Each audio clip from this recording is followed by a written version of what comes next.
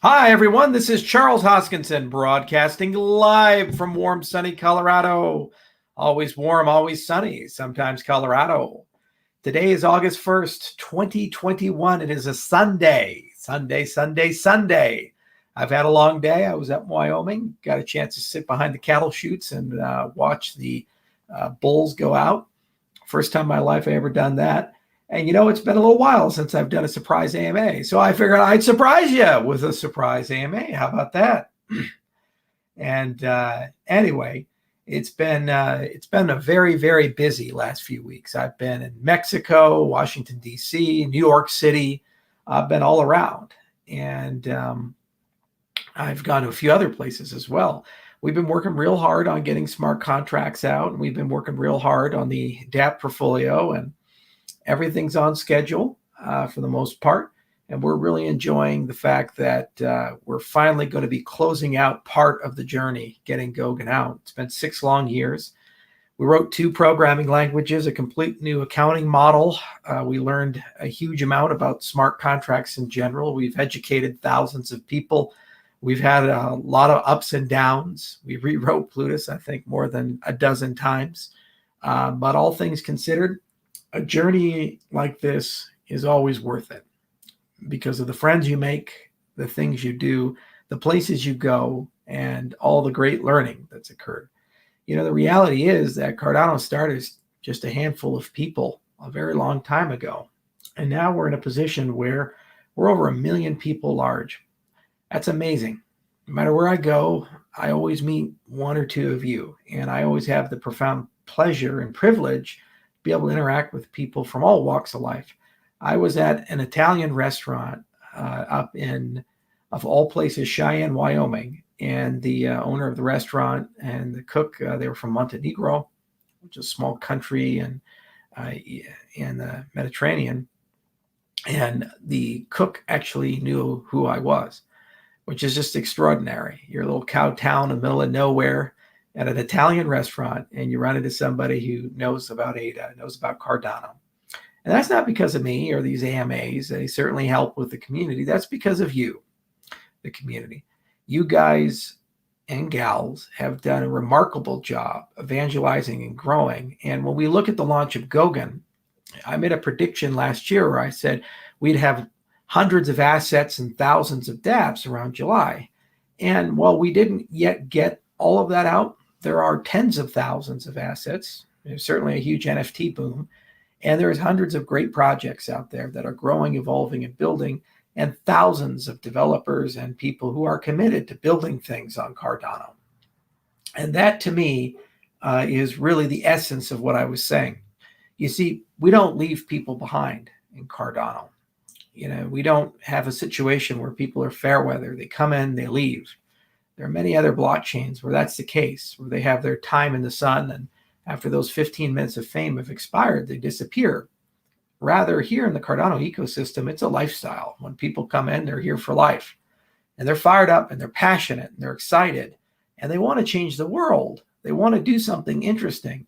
And if they have to go learn a new language, they're going to learn a new language. If they have to go and learn a completely new way of building dApps, they're going to go do that. If they have to learn how to start a business, they send us an email, ask questions about it. Nowhere is that strength stronger than in Catalyst. If you take a look at how far we've grown, what we've seen, what we've learned from that process, it's really amazing and absolutely humbling to go from just a few dozen people in the very beginning days to tens of thousands of people. And every single time a funding round comes, more than 50 ventures getting funded. And eventually that'll be hundreds, eventually thousands as that ecosystem grows. The Plutus pioneers are not going to disappear any more so than the incentivized testnet pioneers disappeared.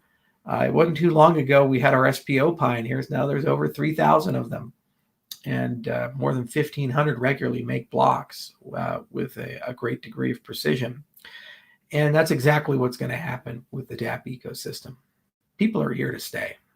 And every single metric, from the science to the engineering to the community metrics to the progress with the foundation to the progress with IO Global and DC Spark and Ergo and so many of the other companies that are floating around this ecosystem, it points to a bright future. And so I'd like to thank all of you for making that bright future possible. All I can do is just open the door. That's it. But you guys have to walk through it. And you did. And not just a few. Over 1 million people did. So I am so excited to see where this is going to go in the coming months and years. And I predict that we're going to have tens of millions before we know it, and then hundreds. And then the big day is going to be B-Day when we get to 1 billion. And we run countries on it. All right, let's get to your questions, huh? Hi, Charles. You look very tired. What's up? I am exhausted. Absolutely exhausted. Can't wait to take a little bit of time off, but we're not going to do that until after the Gokin Summit. And I'm going to take 2 weeks off and go up to my ranch and just disappear for a little bit. And then I'm going to come on back, do the Africa tour. And we're going to go all the way through Africa from the south to the north and meet a lot of great people and get back to work. It's been a very, very long year. And the last 60 days in particular have been absolutely brutal because of the sheer magnitude of the things that had to be done. But it comes with the territory, it comes with the job. And I'm fired up. I'm excited. We need help in Ethiopia with the inflation. It's 20% per year. I'm getting worried that we might need some help in the United States with our inflation rate. Right now it's at 6%, but I think it's going to be even more if we continue to print money the way we do. You had a little too much sun, Charles. Well, I was outside.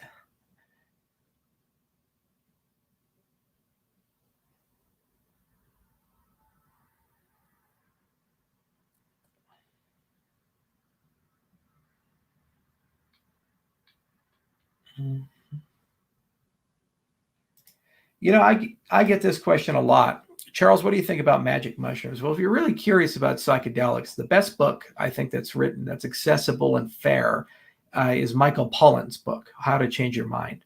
But that said, I would say that you've missed the entire magic of mushrooms if you think that the only thing magical about them is psilocybin or psychedelic mushrooms. It's a kingdom.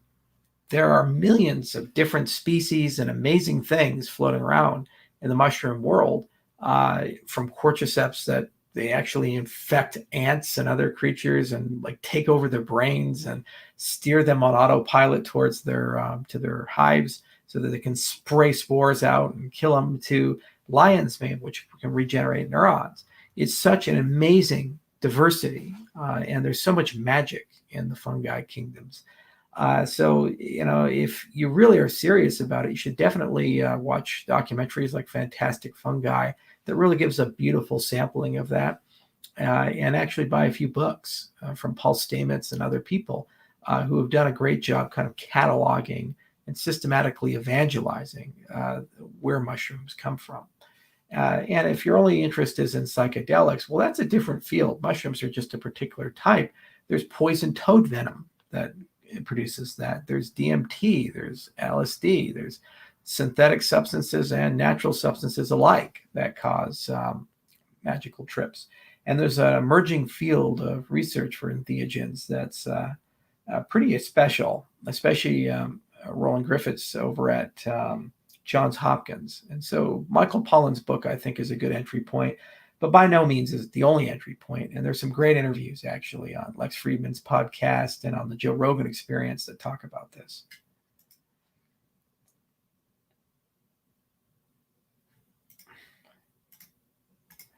Great question. Great to see you live, Charles. How does one get involved with developing impactful projects on top of Cardano? Catalyst. So go to IdeaScale, the Catalyst interface for Cardano. If you just Google Catalyst Cardano, first link that comes up. It's a great portal that really can help you get to where you need to go. You can take a look at who's building, what people are proposing, and it'll help you find friends and funding, the FNFs. And then also Cardano.org has a lot of great information on it. And over time, that's going to continue maturing and growing into a portal. And there's a Stack Exchange as well, and also the Cardano forums. So my recommendation is introduce yourself on the forums and go to Stack Exchange, and also go to IdeaScale, and just tell people who you are, what your skill sets are, what are the things you're passionate about.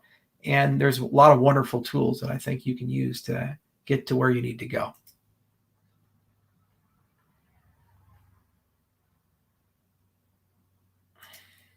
When will you be on the Joe Rogan podcast? Well, that's up to Joe. We haven't asked, but one of these days we'll get there. Hi, Charles. Where's the poncho from Colombia? I have it in the back room. I give it to you in Miami. Thank you so much, Jean Salazar. Also, you should take a look at Veracity. It will be huge for Cardano to have a proof of view project. I will definitely do so. Thanks, Jean.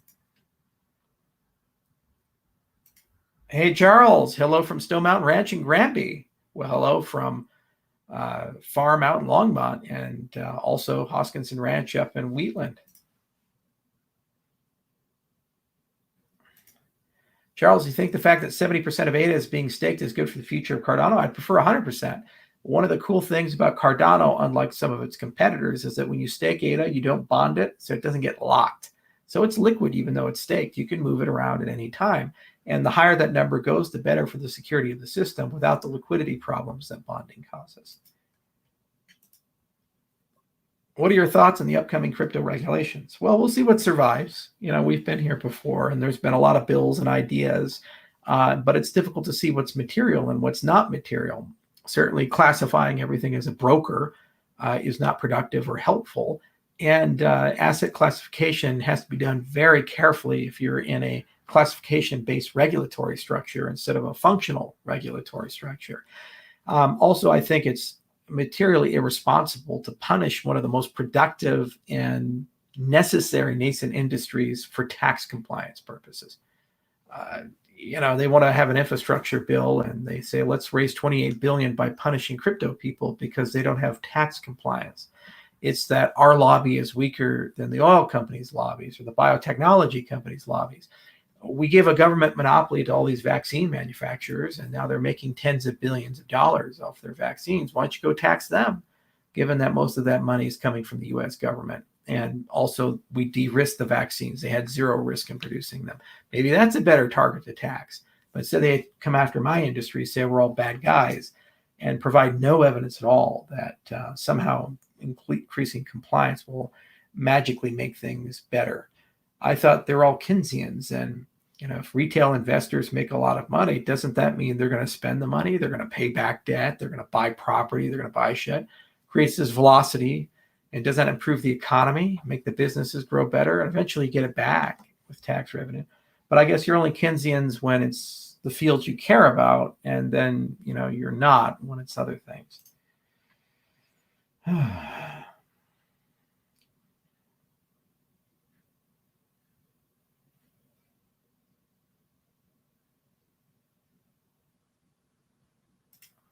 Thoughts on posting Catalyst proposals public to the outside of the Cardano network? View only, of course. It's evidence of refute FUD that no one is building on the ghost chain. You know, we should have David Orr do a weekly Catalyst roll-up of what's happened in Catalyst, like 3 to 5 minutes long, different projects. And yeah, I agree, there should be far more public views because there's a lot of shit going on. There's a lot of movement going on. And it's really just sad that people don't acknowledge that. Mostly because they want to be deceptive. Do you think it's an advantage to look 52 years old at 33? You know, this comes up a lot in the Ethereum community. People say I misrepresent my age. Guys, I have a Wikipedia page. Born 1987. It's not really a big secret that I'm 33. Here's one of the reasons why I appear sometimes older.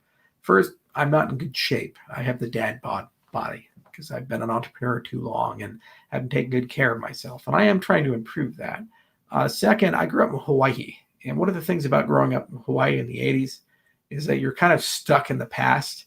I grew up on Bewitched and I Dream of Jeannie. I was homeschooled, and my mom really liked 70s rock. So I grew up on Journey, and I grew up on Heart, and I grew up on Boston and these types of bands. So all of my musical tastes and my cultural references came from Lost in Space. By the way, I bought the Lost in Space robot. We're rewiring it right now so that we have Singularity Net connected to it. I needed status updates on Singularity Net. So I said, well, that would be really cool. Danger, danger, Will Robinson. So we got a replica of the original robot, and we're rebuilding it so I can just talk to it in the office. So that's where I'm at. And as for my fashion, I'm wearing cowboy clothing right now. I don't know if that equates to 50 or 33. I look exactly the same as the 18-year-old kids who are riding bulls today. But for some reason, people like to connote that because I appear more mature, that I'm being deceitful about my age, when it's impossible for me to hide my age because it's a public knowledge. It's literally, if you search me, the first result that comes up tells you my date of birth. But this just shows the intellectual dishonesty of certain people in this ecosystem. They have decided that I am a certain way, and they have to ignore all evidence to the contrary and only pay attention to things that they perceive to justify or validate. It's called confirmation bias. And it's really sad because it prevents collaboration. It prevents us from working with certain groups of people, and it creates a lot of undue toxicity and noise and what would otherwise be actually a very pleasant experience. The reality is it's not us versus Ethereum, us versus EOS, us versus Polkadot. We're all very small. It's us, the industry, versus the legacy systems that wish to dominate and control the world. It is not in our best interest for everybody to be at each other's throats and attacking each other. But unfortunately, the incentives have aligned, economic and otherwise, to do so. And it's made it a thoroughly unpleasant industry, especially for newcomers in the industry.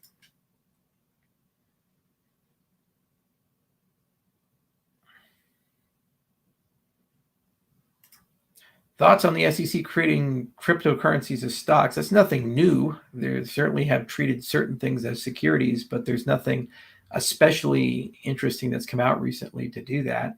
I mean, if it is an investment, it's an investment. And there's certainly things that have been created in our industry, which are synthetic stocks, and they should be treated as such. But not everything is a security, and there needs to be some nuance in that. Have you ever been to Maui? I grew up on Maui. I was born in Wailuku, a little town called Makua. Thoughts on ICP? Nothing yet. You have to have at least a year out. Then, we'll see where they're at. What's your favorite spirit to drink? Whiskey.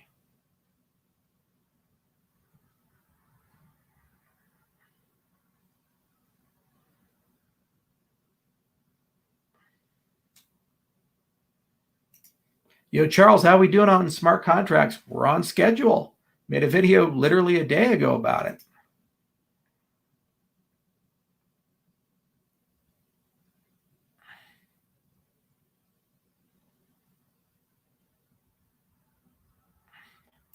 Would you ever put blue cheese on a steak? Actually, yes. When it's mixed with bone marrow, it's amazing. Blue cheese bone marrow, the best. Steakhouse 316 up in Boulder, I think, does that.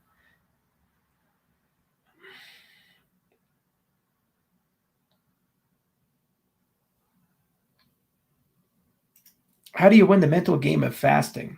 As with all things in life, there's many heuristics and tricks that you use to win mental games where there's enormous discipline that's required. And what's really curious is that you'll actually meet tremendously disciplined people who are disciplined in one domain, and for whatever reason, that transitively doesn't port to another domain. For example, I knew a person who had terrible drug addiction, but he also was in the U.S. Army, and he went into special forces, and he was enormously disciplined. Survived Green Beret training, did Pineland, and qualified with the Q course, and incredible shape, could get up at 4 o'clock every single morning, but yet still had a terrible drug problem. And eventually it caused a discharge, and it was catastrophic for his life, and he got divorced. And it was always curious to me, why is it that there's a person who can become a Green Beret, which is one of the hardest things humanity has invented to do, which requires gargantuan amounts of self-discipline, but then in another category that also requires self-discipline, the avoidance of a substance, for whatever reason they fail. Ulysses S. Grant was another example of this. Tremendously disciplined guy. He built his own cabin on 300 acres of land after he got married and would farm the land himself. And he was a disciplined general and fought the Civil War, went from a colonel captain when he entered the war, exited as general of the army, yet had an alcohol problem throughout his entire life. So there's this amazing lack of transitivity and discipline in certain respects. And especially as it relates to addictive behavior, dysmorphias, or neuroses. But fasting is interesting because that's a human need. And what you have to do with anything where you're doing something of that nature is don't set yourself up for failure. So prepare the environment so that the things that normally tempt you aren't present, and also gradually ease your way into it. What people tend to do is when they quit something or they want to dramatically change a habit is they go cold turkey. A great example would be smoking. So they say, I'm just going to stop smoking, 3 packs of cigarettes, and and then they go to nothing. It's like, good luck with that. But really, time and true method is just to say, okay, well, if you do 2 packs a day, cut a cigarette out every week. Okay. And within 10, 20 weeks, you're making really substantial progress towards actually stop smoking. And it's pretty easy to go and just remove 1 cigarette from the regimen every single week. And little by little by little, you actually make iterative progress there. Fasting is the same way. If you want to fast, go from a normal diet to a keto diet, get keto adapted, and make sure you take all your stuff with the keto adapt, like fasting salts and so forth. Okay, well, getting keto adapted and then adding some intermittent fasting in, your ghrelin levels are going to be pretty low. You don't actually feel hungry. Okay, so a lot of people want to get into an extended fast. That's the route to do it. And for the most part, works pretty well, as long as the environment is conducive to that. One of the biggest reasons why people break fast is not a lack of discipline, it's the social reasons. The wife wants to eat something, the boyfriend wants to eat something, parents are in town, holiday is coming up. Like for recently, I was going to go and break my all-time record for a fast. And instead of going the full 14 days, I only went 7 days and then started refeeding because I wanted to be fully refed by July 4th. And if July 4th wasn't there, I would have went all the way through. By the time I was 7 days, totally adapted. I had no problem at all. I was just cruising through. I was used to not eating. I had a perfect regimen. I knew when to take my salts. I knew when to drink water and do all those things, and I felt great. But I lost the game of time. So don't set yourself up for failure. And the topic of discipline is, a separate thing, and the willpower is a separate thing. And there's people who study that, and it's a curious thing to me. Closely related are different states of mind. So people practice hypnosis. There's auto-hypnosis, for example. That's self-hypnosis. And there's a whole bunch of books on that. In fact, there's a technique called glove anesthesia, which is really cool, where you can actually prevent yourself from feeling pain in a limb. So it becomes like a phantom limb or another part of the body. And there's actually documented cases in the literature, especially in the 19th century, before the advent of anesthesia, of people performing surgery on those who have been hypnotized and they don't feel any pain during the surgery. It's pretty remarkable stuff. It's really cool. And so that's an example of an altered state of consciousness that allows you to accomplish something. And then there's like techniques, like the whole neuro-linguistic programming community. And, some people say that's pseudoscience and other people say it's life-changing. But these things give you a sense of the variety. And now the latest big thing is flow. I actually have a meeting tomorrow with Stephen Kotler, or whatever his name is, his guys, to talk about their flow course. And I think I'll take it because I read the DARPA research and all the other things, and they were able to show very promising results with flow state. So I'll see what that's all about. Then, there's other things like meditation, and there's whole families of meditation, and just practicing equanimity and getting a clear state actually helps people tremendously. And not during the meditation, but afterwards, kind of like going to the gym. It's not about being strong at the gym. It's about walking up the 3 flights of stairs and not having to be out of breath. And it's the same concept there. You talk about the mental game of things.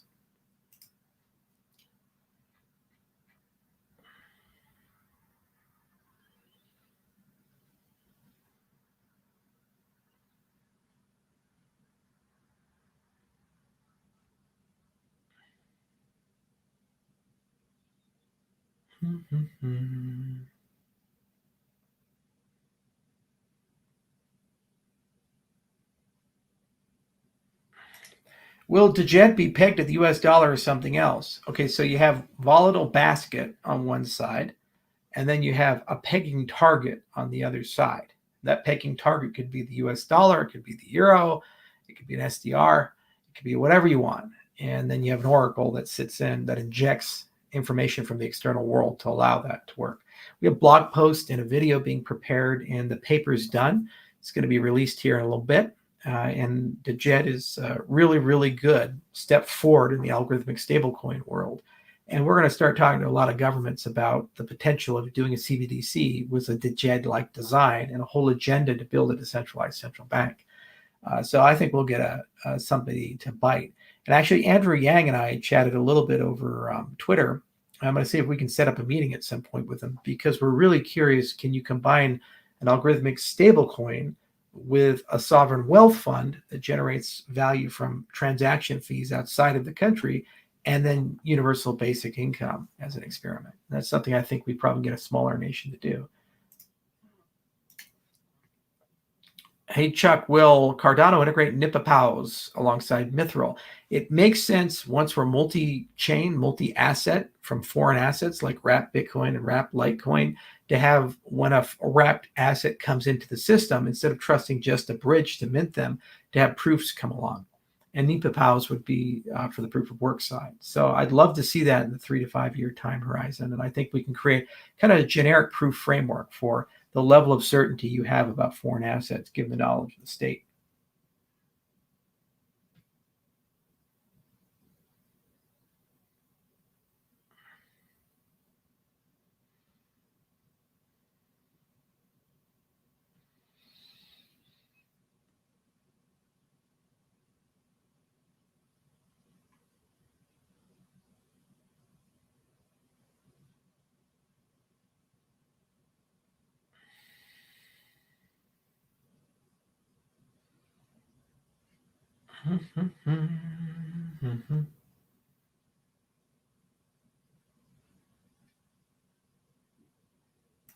Hey, Charles, do you still think Ergo is a good project? Yeah, I like Alex. I like the Ergo community. I've never wavered in that respect. And I've really enjoyed watching them succeed and grow and build stuff.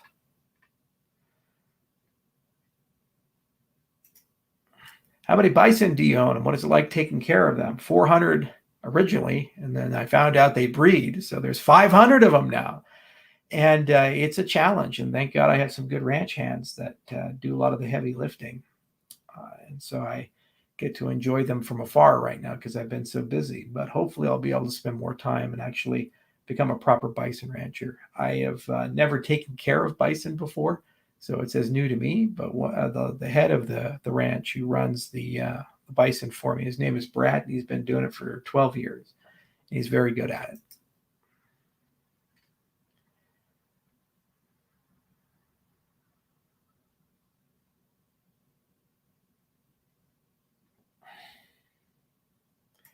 Are there any Yelly updates? We'll get a Yelly update at the end of the month. We've gotten into a pretty good cadence with RV. There's still some issues around the periphery, but for the most part, they're working hard, and there's just a few things that have to be done. There's Alpha Frontier and Yelly and K and KEVM. These are the 4 major projects that they have, and they constitute millions a year in development. So they're working hard.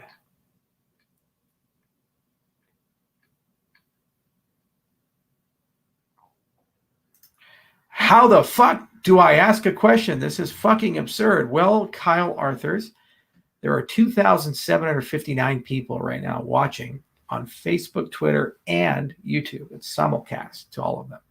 So I get a very fast text, and when I see something interesting, I just click on it. And that was your chance to ask a question, but instead you chose to spend it complaining about the fact that you don't get to ask a question. Better luck next time, Kyle.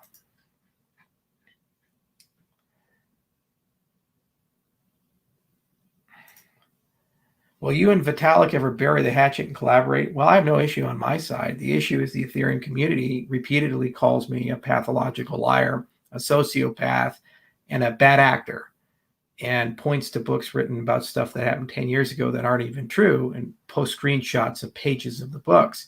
And then Vitalik validates that on the Lex Friedman podcast.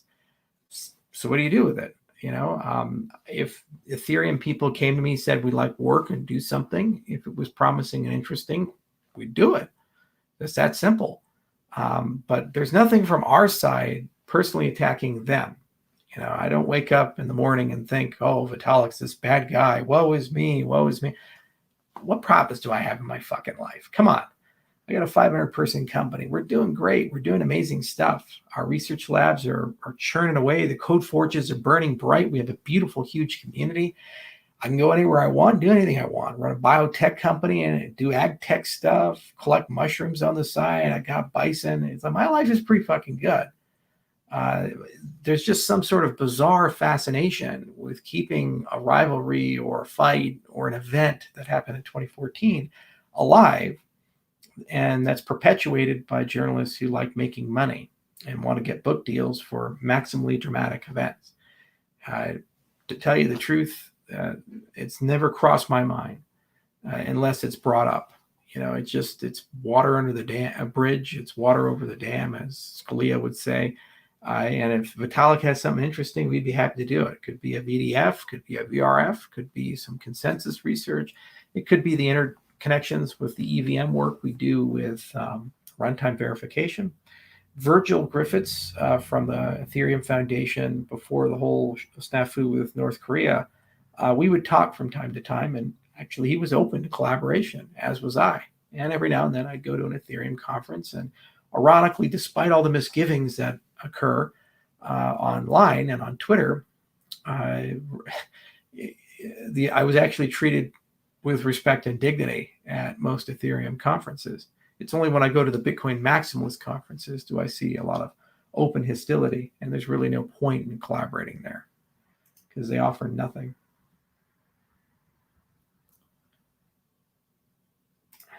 Hi, Charles. I'm in a small print shop in Toronto. Can I please print official Cardano hoodies? Well, David, there's no notion of official Cardano hoodies because nobody's in charge of Cardano. If you love Cardano, make a really cool logo with the Cardano logo and print it. Go for it. It's not the NFL. There's no notion of official merchandise. There's no owner. Go, do your thing. Be creative too. Like, show some Canadian pride.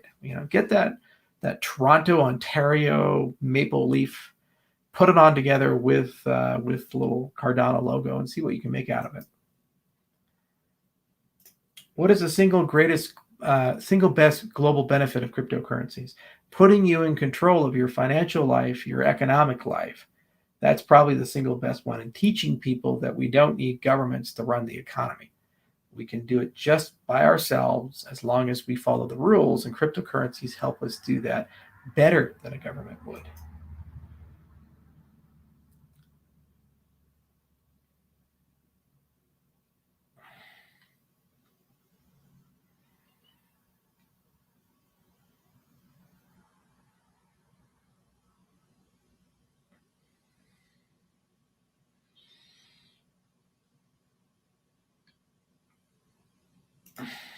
Do we need governments for anything? Yeah, really, after you put crypto in, if you follow it to its logical extreme, crypto has a monopoly on commercial activity and the regulation of markets. And I would argue better than any government could do if it's thought out correctly and it's self-evolving and there's arbitration steps and all kinds of things. Crypto doesn't have any monopoly at all on the use of force. So if your goal is to legitimize the use of force for whatever reason, you need a government for that. And you can never get that with crypto. Unless you want to connect crypto to like drones and robots. And that's probably not a good idea.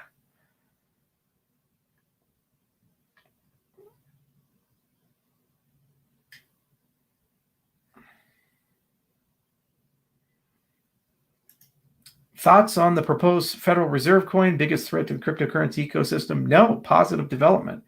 It'll be wrapped and run on, Ethereum and Cardano and all these other places. It's good to see monetary innovation. It means we've won. That's the, you can't beat them, join them type of thing.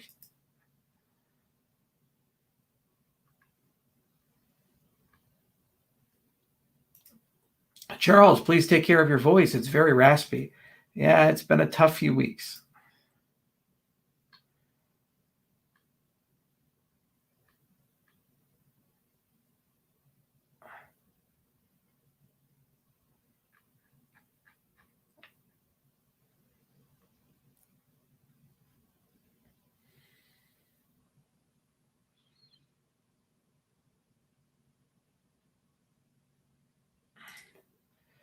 What subjects do you feel are the most important to learn? I am firmly convinced that the most important thing to learn is learning how to learn at this juncture. How to take good notes, like Zettelkasten, how to manage time, techniques to improve memory, like Memory Palace, and there's plenty of books. For example, Moonwalking with Einstein and dozens of things like that. Learning how to learn, learning how to manage your time, learning how to be disciplined, and developing mindfulness are probably the single most important meta skills. That's kind of like EVE Online. You train all your learning skills first. Once you do that, then you save literally years of training time for all the other stuff. Well, yeah, it's true in life too. And then you can master any skill as you see fit. And you will learn many skills because people change careers a lot in this modern economy. Context shifting is very important. Second, learning how to do deep work versus shallow work and making provisions for that is very important.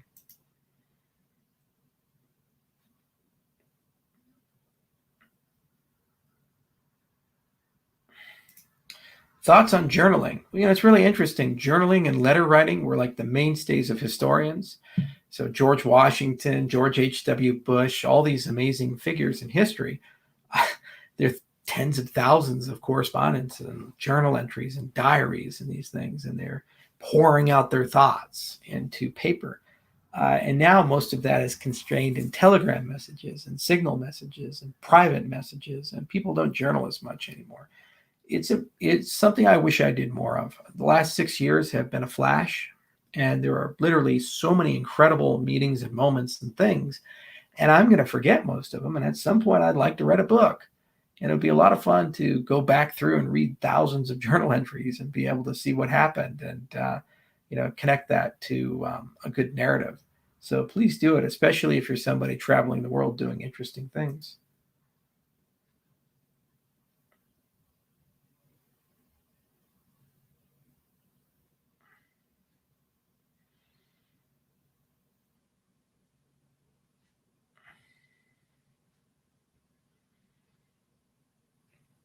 What makes you feel joy?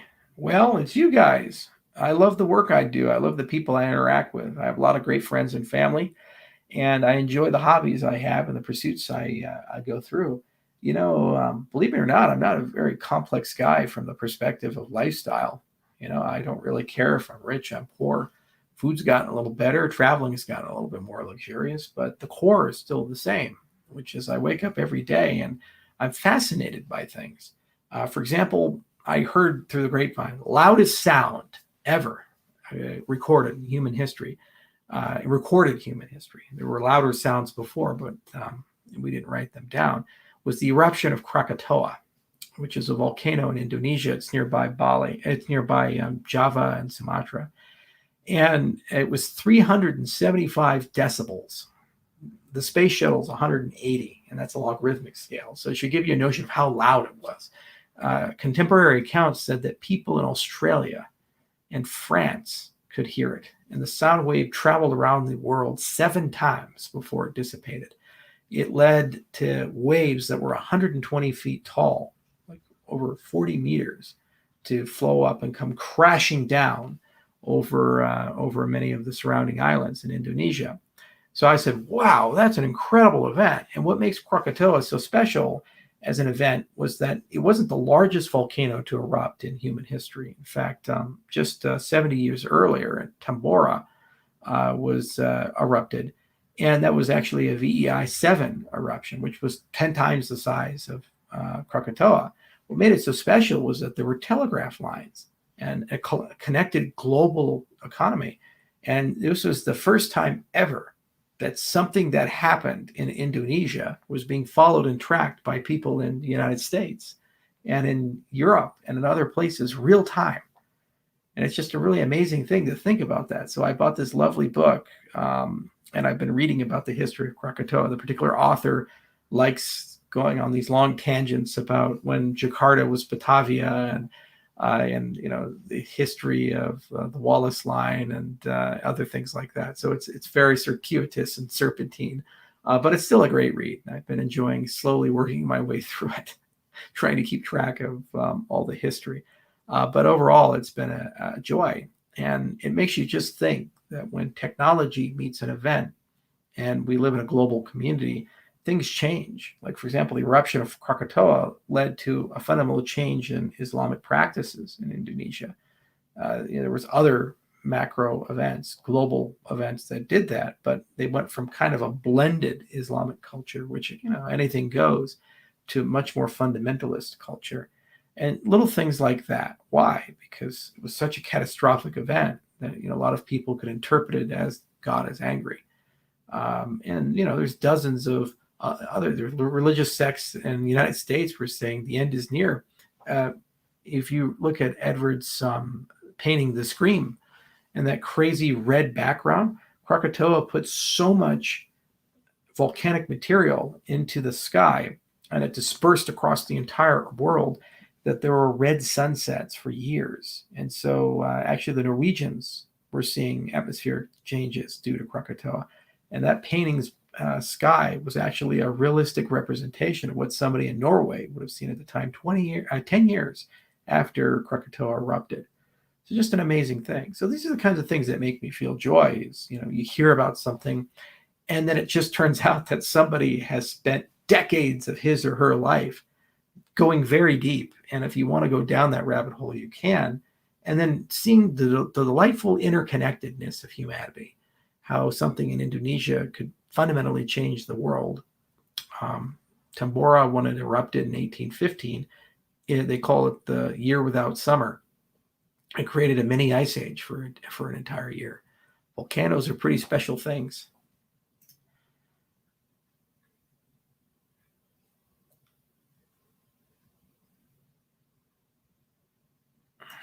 What's your favorite color? The absence of color, black.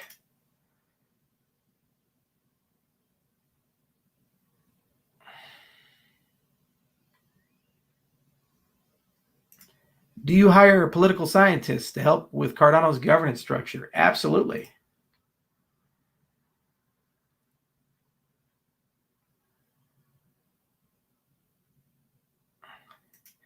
Do you ever stop and think I changed the world? No, because I don't know yet. It's the world to tell me that I changed it. I was certainly a contributor to an industry that seems like it has the potential to change the world, but its relative impact and whether it's a good change or a negative change, historians are going to argue over that for the next few decades. Blockchain is here to stay. Crypto is here to stay. It's not a flash in the pan, and it will transform billions of people's lives over the next 30 to 40 years. But, we didn't do that alone. This is the first major change where it didn't come from a small group. Rather, it's a collective enterprise with millions to billions of people working together for the greater good of all. And it is truly bewildering to just think of what mega projects can do. The last scientific mega project was the Apollo project. 1 million people worked on that. Crypto has tens of millions working on it. Think about what we can accomplish if we can work together in the right way. I do think a lot about how do we improve the way we collaborate and communicate, as does our Chief of Staff, Tamara Hassan. So that's a big passion of ours, and hopefully we can figure that one out, because if we do, it's an unending resource, and that is going to change everything, not just crypto.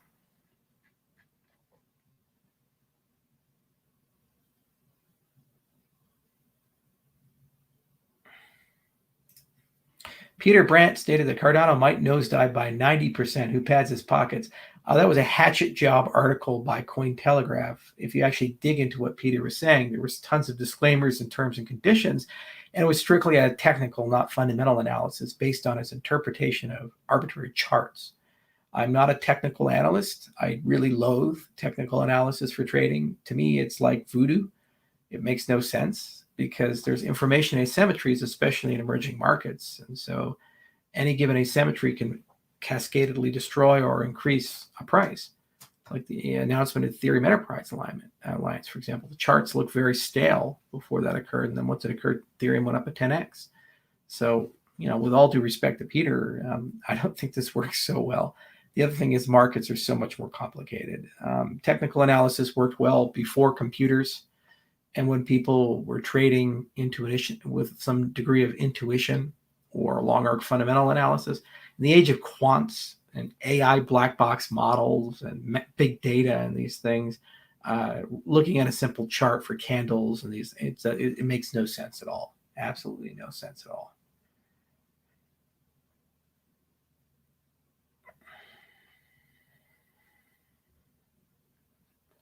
Do you believe in aliens? Yes, I think they do exist.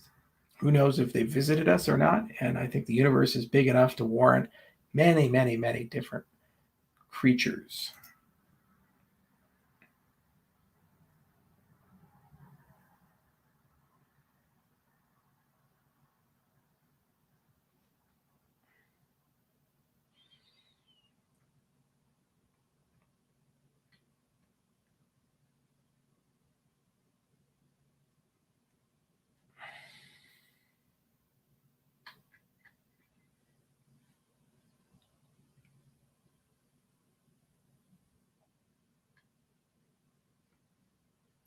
Which one do you prefer, a giraffe or a gorilla? Well, I own a giraffe and I don't own a gorilla. I don't think you can own a gorilla, nor would I want to. I like giraffes.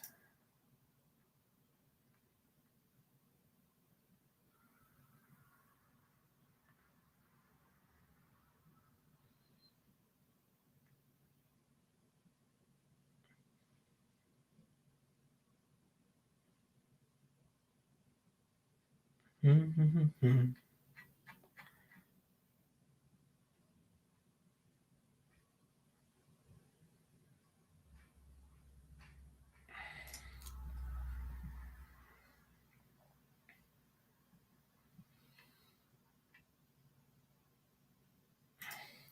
Charles, what do you think about COVID's Delta variant? Well, I made videos about this last year where I said COVID is never going away. Variants are going to occur. Eventually, new strains will come.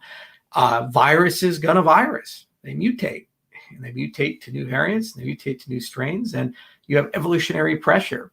I love it when the media says things like, all these people who have been vaccinated are being infected with the Delta variant. Well, of course, because they can't be infected with the Alpha, the original variant. Well, that original variant they're immune to for the most part. Can't get a safe harbor. So the only thing you can get infected with is the variant that has some degree of breaking through. But the fundamental dishonesty of the media is acting as if the Delta variant is an existential threat to the vaccinated. It's not. Your rate of infection is 6 times lower than the unvaccinated. Your rate of hospitalization is 24 times lower than the unvaccinated. And your rate of death is more than 24 times lower than the unvaccinated for the Delta variant. So it's not a concern when you statistically look at these things. And yeah, the viral loads are higher on, so you can get a harbor in your nose and you can technically spread it to unvaccinated people. But a fundamental question has to be asked of, when does personal accountability come into play? Your vaccinated population, for all intents and purposes, still is, roughly speaking, immune to COVID. Statistically speaking, it's not a problem. If everybody had that level of resilience against these variants at the beginning of this, there would have never been lockdowns. Okay, that's just a fact, because it's better than influenza at this point in terms of every metric. And that's just verifiable. So then you have to ask the question, at what point does personal responsibility come in? If I'm vaccinated and I have a viral reservoir with a mild infection or asymptomatic infection, and I can spread that to an unvaccinated person, that unvaccinated person has had, in the United States of America in particular, every opportunity to get vaccinated. They've chosen not to. So it's their decision. It's their personal accountability. So we should shut the whole economy down to punish everybody just because a group of people didn't do something. Another thing, the intellectual dishonesty, is the equation of saying recovered is the same as unvaccinated. I've always maintained there's 2 vaccines you can take, nature's vaccine and man's vaccine. I believe in science, and I looked at all the data, I looked at all the things, asked all the critical questions, and I believe that man's vaccine is a hell of a lot better than anything nature's offering me. Natural born immunity is a high price to pay. Anosmia, you lose your sense of taste and smell, death, permanent lung damage, myocarditis, neurological problems. Guys, this is not a trivial thing. There are many people walking around with long COVID who desperately would have wished to have gotten a different option than nature's vaccine. And it's absolutely true. Statistically speaking, both routes, the most likely outcome is you're healthy and you're okay. However, when you actually get into the side effects profile, It's significantly worse with nature's vaccine. So why would you choose that? Because you're so worried that this other thing is going to do some undefined thing, change your DNA, create some bizarre side effect, give you cancer. And you always ask, well, what is the mechanism upon which that's going to happen? And everybody's a biochemist now. Everybody's a virologist now. Everybody's a doctor now. Everybody's an expert in vaccinology now. The experts in these fields who've dedicated decades of their lives and have tried very hard to explain what they've done, they don't count. They're bought and paid for, and there's a big conspiracy. So there's some guy on YouTube that used to work somewhere who said something and gives you half the story. That's the expert. And that's unfortunately the reality of COVID. No one trusts institutions anymore or credentials anymore. And there's an increasing level of polarization and radicalization that has occurred in society, to the extent where it's really hard to discern fact from fiction, to the extent that people are willing to roll the dice with their lives and hope to God that somehow their convictions are going to just guide them through all of these things. And for the most part, it works for them because statistics are on both sides, man's vaccine and nature's vaccine. But in the cases it doesn't work, it's significantly worse for one group over the other. It's entirely possible that the Pfizer vaccine that I took earlier this year has unforeseen side effects. It's entirely possible. And I looked at the data and the evidence and I said, all right, I'm going to roll the dice and try it because I have faith in certain institutions and I have faith in the data that I've received and the experimentation that's been done. And 4 billion doses have been administered. Billions of people around the world have now gotten the jab. They're doing pretty good, all things considered. Meanwhile, millions of people have died from COVID. It's a truly terrible disease for the unlucky ones who seem to have a really bad reaction to it. I also firmly believe that COVID probably came from the Wuhan lab. There's starting to be an increasing body of evidence. Used to be you couldn't even talk about it. You get a little label underneath your video, and if you're lucky, and if you're unlucky, you get just deplatformed for even uttering those words.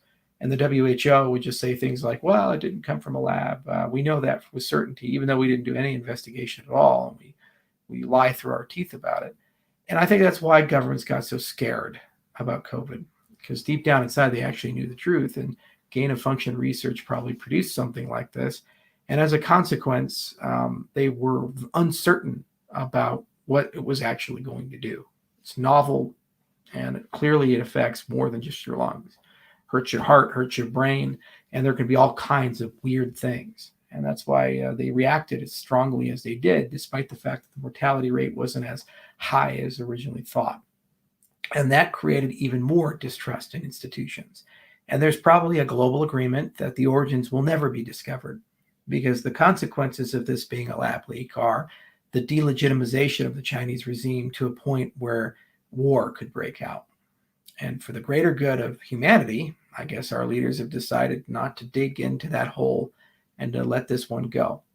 Yet wisdom is lacking because there's no global call for regulation on gain and function research. Not too long ago, the avian flu was made human transmissible through that research. There was even, I think, in Nature, an article published about it. And nobody seemed to bat an eye that someone had taken a virus that tends not to spread human to human, that has a 50% mortality rate, and turn it into something that spreads human to human. And this is not done by a weapons lab, by the military, but by scientists. And what happens when hundreds and then thousands and then tens of thousands of laboratories have access to that? That's an existential problem for the human race. And instead, we can't even have that conversation.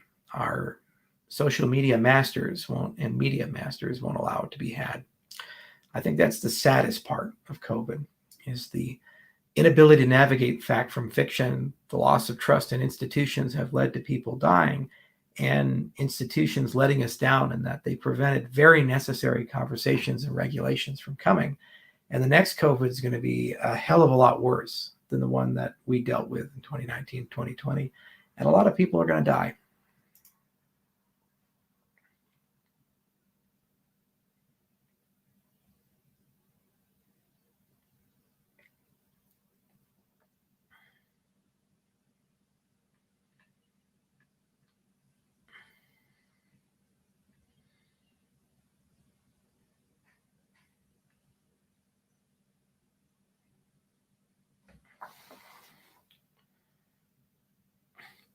And this is another thing that they do. Apparently, talking about the origins of COVID is racist. I don't know why, but I guess that is. The Chinese government is evil. Let's be very clear about that. And I will never back down from those statements.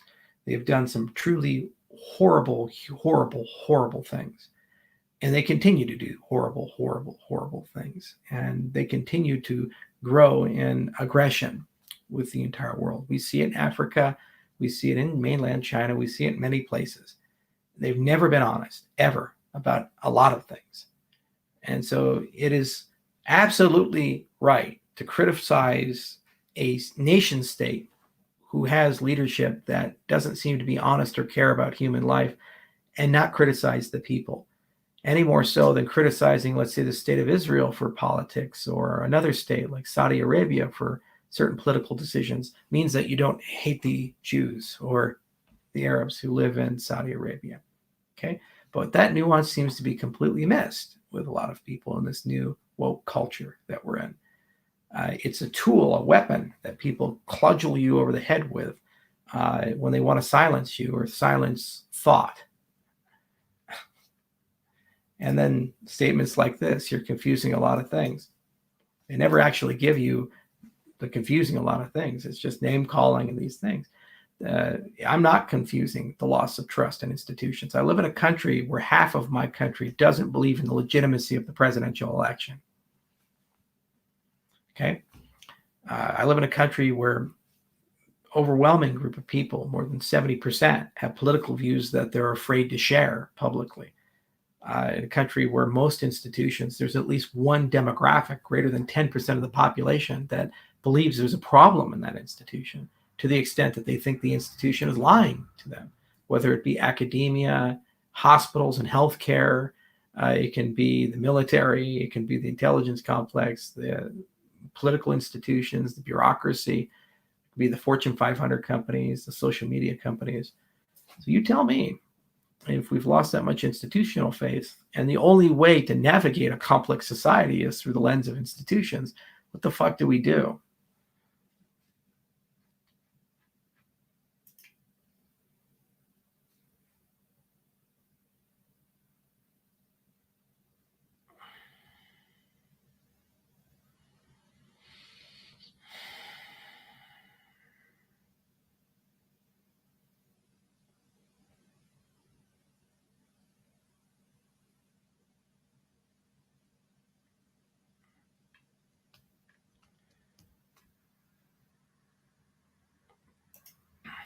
The best intro to computer science class is probably Harvard's CS50 class offered by edX. It's probably the most comprehensive.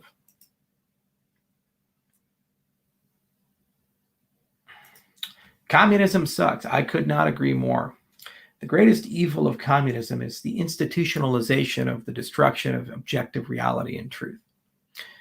That is what you have to do to get people to swallow a system where they think it's okay and fair for a small group of people to be in total control over all the means of production of a nation state. Because that small group of people are going to be somehow so principled and wise that they're going to know how to distribute all of it and not get corrupted in the process. And all evidence to the contrary has to be silenced. I get very concerned and worried when people attack definitions and change reality to correspond to their views of reality. The most honest men in the world are those who say, I don't know, and let's find out together, not the ones that say, I do.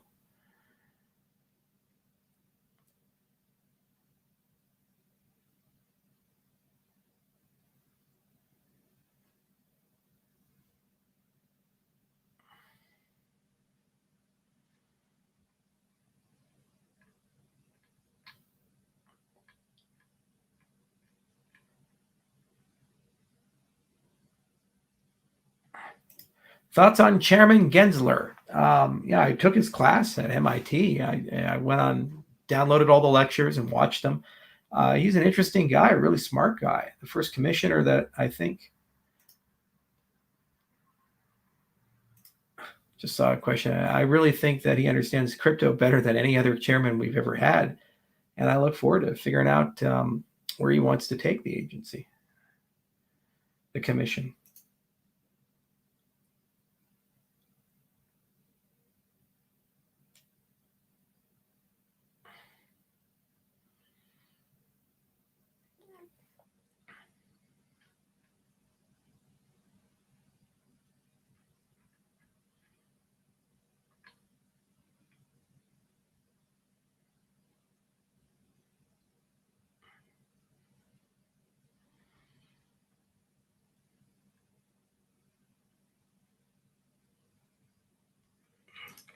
You ever talk to Aubrey de Grey or David Sinclair? Well, I'm now in their business, so at some point we're going to rub shoulders. I'd love to talk to Dave and Aubrey, and I think we'll have a lot of fun together.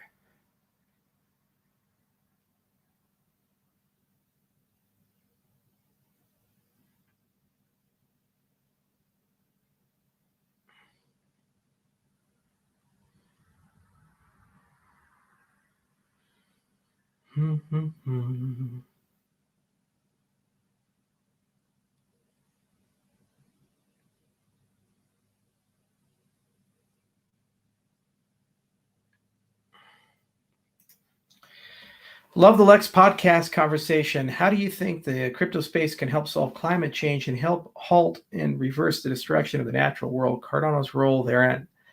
I think what you have to first do is to win the game, you have to change the game.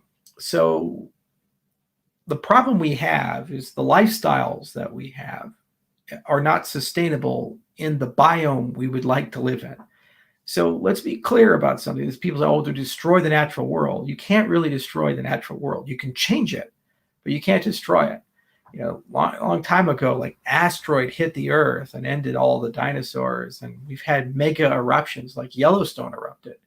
If a VEI 8 eruption goes, the whole climate will be irreparably damaged for generations. Okay. So you can change the state of affairs and eradicate the entire human race.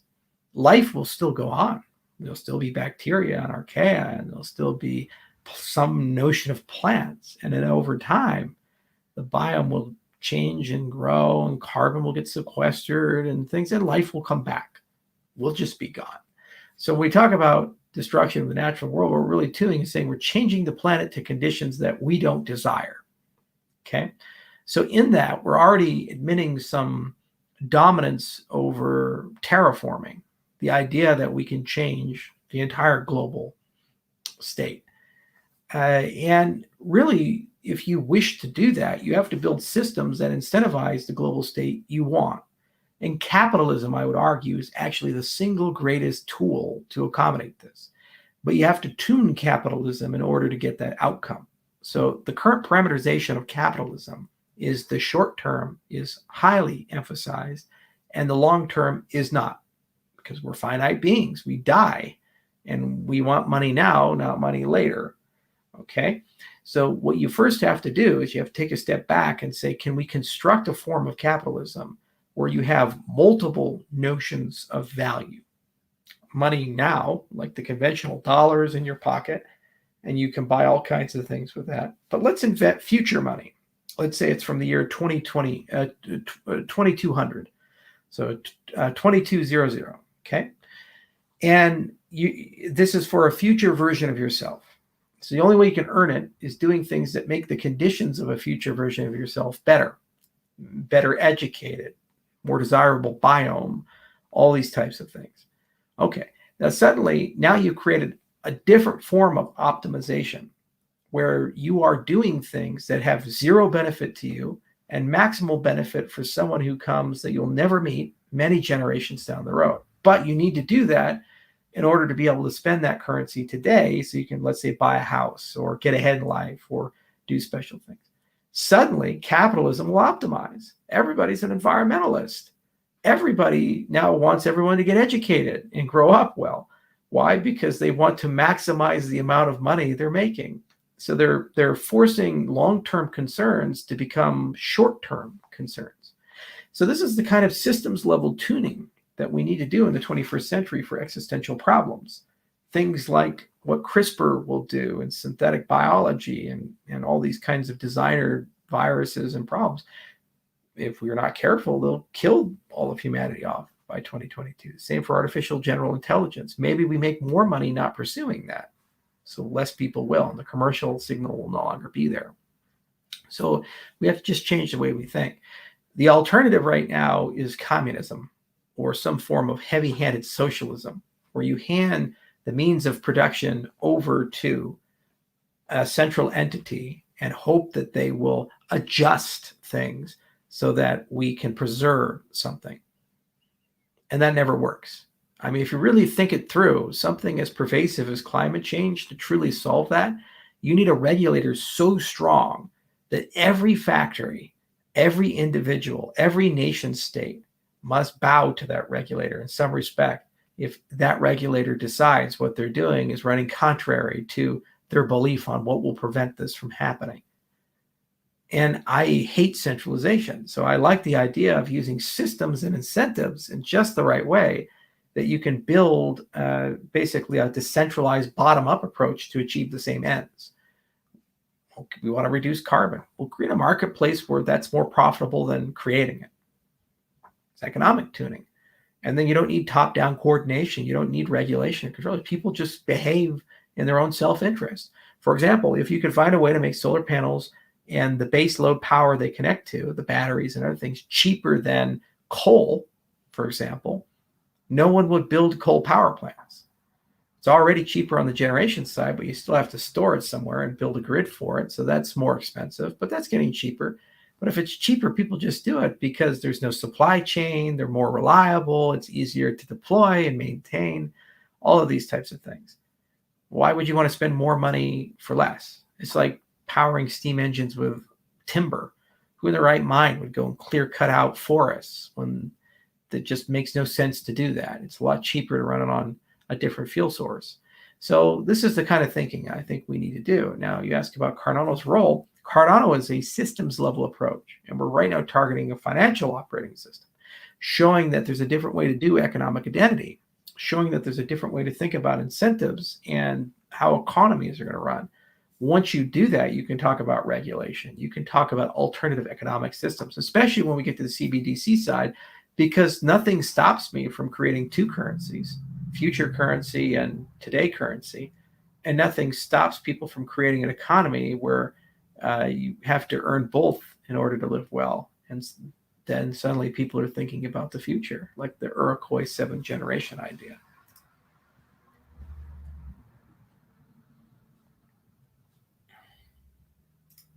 Do you believe that there's a chance that the megalodon shark is still alive today? No. Same with Bigfoot. Things die and they leave behind skeletons. We can date them.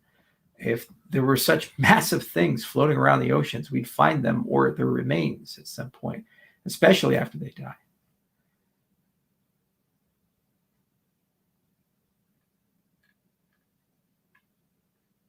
Danny Villeneuve's take on Dune. I'm very excited. I loved Blade Runner 2049. I thought it was a great piece of work.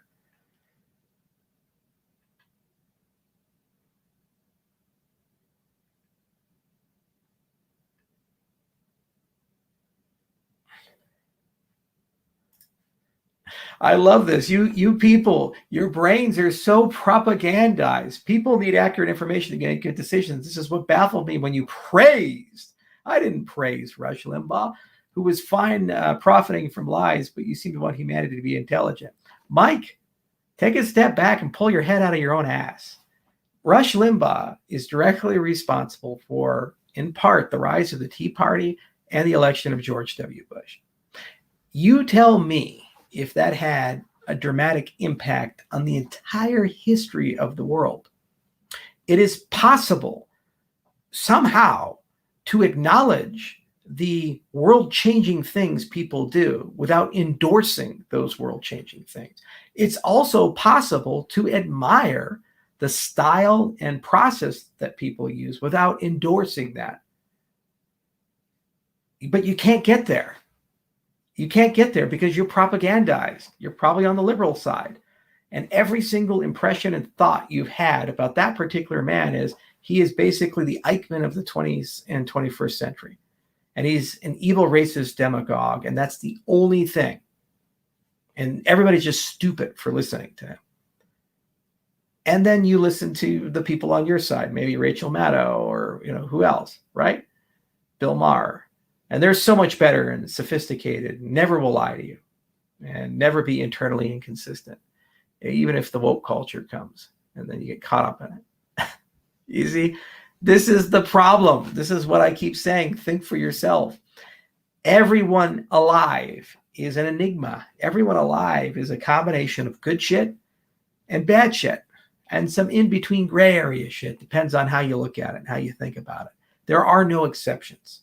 Some people live grand lives and they change the entire arc of the human race, as Rush Limbaugh inadvertently did through his radio show. And other people, they don't influence much outside of their local social circle, but they're exactly the same. Good shit, bad shit, gray shit. And what I did in the eulogy of Rush Limbaugh was acknowledge that there was a person in American politics who 10% of the population of my country listened to every single day and would vote on every single day, causing dramatic changes in the way that politics works. When Republicans started winning on those types of politics, the Democrats started running on those types of politics, which created an even more aggressive reaction, which led to the rise of Trump. And we're not going to acknowledge the existence of these people, Bush and Trump, and the existence of this type of dialogue and hyper-polarization. And we're not going to understand it. And you think by eulogizing that was praise. As a kid, I listened to the radio. And, there was a lot of entertainment value in that radio. It no way influenced the way I perceive people and think. And I was never a ditto head. I'm capable of thinking for myself, as I would hope that you are. Maybe not. I don't know. Yeah. The way you're phrasing this makes you think of that. But it did show me the power of style. And you can take those neutral techniques and you can use them for good. You can use them to build relationships with people. Did you ever stop, Mike, for a moment and ask yourself, why was Rush Limbaugh so effective? Because there was a group of people who felt disconnected from a democratic process and not listened to or appreciated. And then suddenly someone comes down from the mountaintop and builds a relationship with them and says, I shall lead you, or at least be part of you. And it was like that person's family. They felt that connection. Trump did that as well with his people. And if you don't stop to ask, why does that relationship exist? Why would people be susceptible to these things? Where does this go? Then you miss the entire point of everything I was saying. And you've missed the entire point of what democracy requires of its people. You cannot say we're going to have a system by the people, for the people, and we're going to govern ourselves. And then at the same time, never once take a step back and ask, is the mass in a position where it's capable of doing so? And what things would we look for? We treat people like children in America. Every goddamn video on YouTube that mentions COVID, there's a little car on the bottom, vaccine information. Social media giants are now censoring people for saying things, some cases true things that were just not true 6 months ago, but are true now because facts have changed. Like the Wuhan lab leak. If you dared even utter that back in 2020, you get banned. Now, I guess maybe we can talk, because political winds have changed a little bit. And free-thinking people say this is propaganda. That's why Glenn Greenwald is running around screaming from his mountaintop saying there's problems here, people. Think it through. Good democracy, a republic, requires these types of things. They require free-thinking masses, questioning masses. They require the ability to both simultaneously admonish and admire. They require you to listen to people that you don't agree with or have different values than you and ask, why do they have different values? And if you're incapable of doing that, you can't live in a democracy. You live in a dictatorship. And the name of the game is try to find a way to give your guy so much power that he or she will get a political monopoly and then silence every other person. And then you'll live in your political monopoly. And the people who agree will be in bliss, the small minority they are, and the people who disagree will be in a perpetual state of fear as that goes from indoctrination to institutionalization to criminalization to gulagging. Those are always the steps that come through when you've decided to have a war on truth. So I'm baffled by your statement. I truly am. And I'm baffled by the level of propaganda that exists in people's minds. They're just people, Rush and the rest of the gang. They do bad things. They do good things. Deal with it.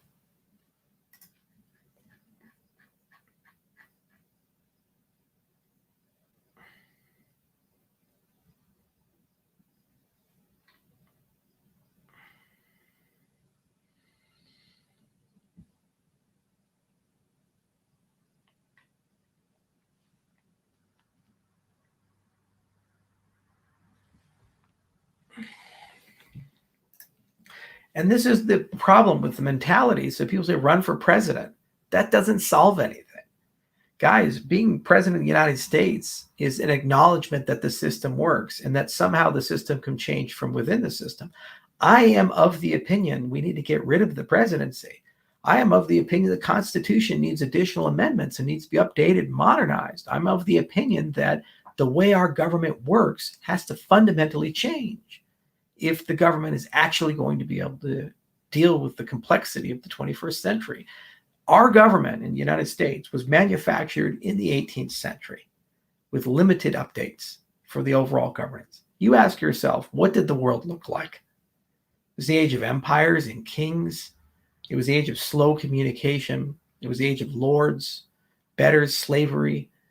It was a completely different world in every measurable dimension that you could look at to the world we live in today, where every few years, miracles of technology come out, instantaneous movement of value and communication, where corporations are more powerful than standing armies. And yet somehow a form of governance invented in the 18th century is sufficient to manage that level of complexity? No, what you have to do is build a silent fourth branch of government, the bureaucracy. And that fourth branch of government will then entangle itself in every dimension of our lives, and without constitutional or federal or regulatory oversight, just simply do what they feel is necessary, the civil service, to manage the complexity. And the politicians are basically empty suits that are there to legitimize the system while the fourth branch silently controls and dominates and hopefully does a good job. Sometimes they get it right and sometimes they don't. Okay, so how will running for president change that? It doesn't. What we need to do is we need to actually have a serious conversation about what should consent look like and what rights do you have in the 21st century. Start there. What is the Bill of Rights of 2021 now that the world has evolved quite a bit? And how should we vote? What incentives should society have? What existential problems are we concerned about?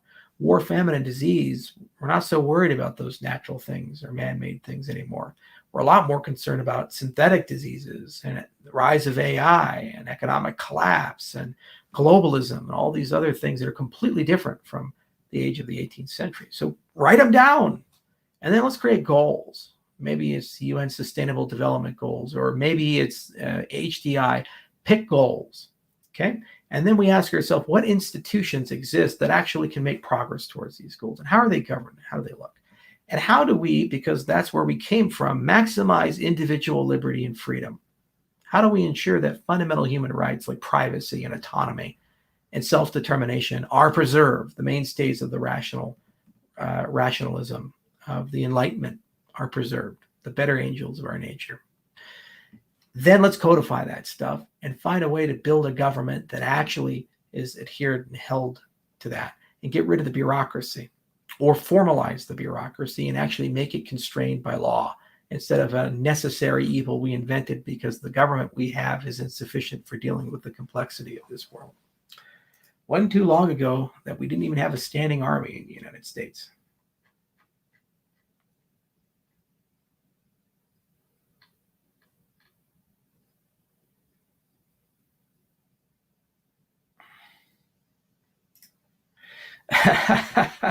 This is a great question. The woman over your right shoulder with golden tears.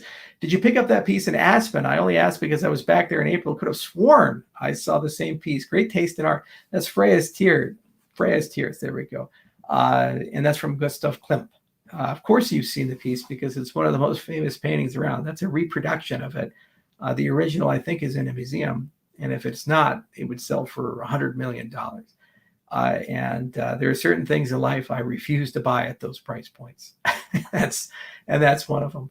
It's a very good reproduction that I had made because I really like that painting. And you'll see a lot of work from Klimt that does the red-headed gal with the pale skin and the gold overlay.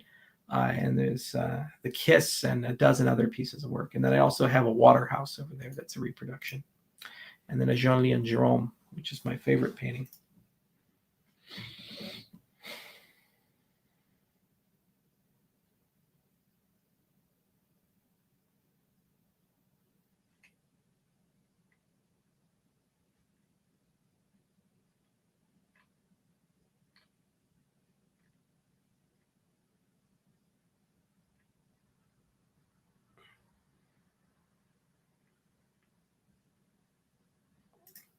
Charles, what do you make on Eric Voorhees' decision to decentralize his company and the exchange? I think it's amazing. I love Eric Voorhees. I saw his presentation, or at least my general counsel and my CFO saw it firsthand, and I heard about it. I got a debriefing about it at Satoshi Roundtable when I was down in Mexico, and I can't wait to talk to Eric's guys about it. It's really cool what they're doing, and it's a great example of continuing on the philosophy. Eric is this amazing amalgamation of principled pragmatism. They seem to think that these are different. Like there's the absolutist, the principled person, and the pragmatic person. Eric realizes that things can't be done instantly and can live in a regulated space, but never lost the raw idealism of the cryptocurrency space. And so he took his principles and injected a pragmatic approach to their delivery. And now we see that reflected with what he's doing with Shapeshift. And that's just beautiful. It's absolutely beautiful. And he has a great crew of people, Michael Perkle and others with him. So I have a lot of confidence in his company.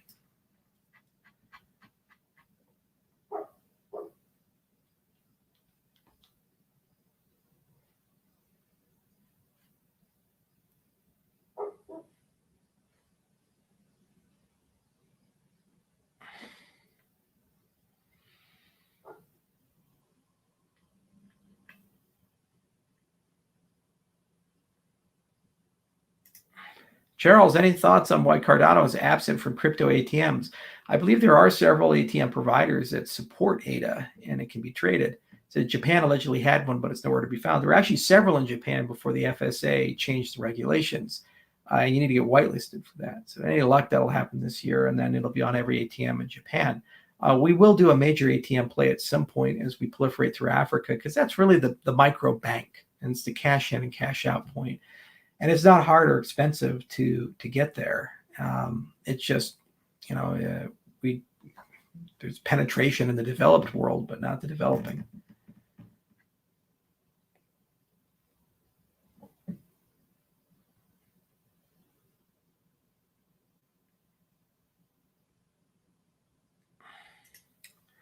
Do you collect any original artwork? I do have several original paintings, usually from lesser known artists that I really enjoy. Like I like Kachina in my office. I have a Dishka, an original Dishka, and it's just beautiful. But not the old masters. The old masters are timeless. Waterhouse and Klimt and others, and they should be in museums for everybody to enjoy, not in some billionaire's closet.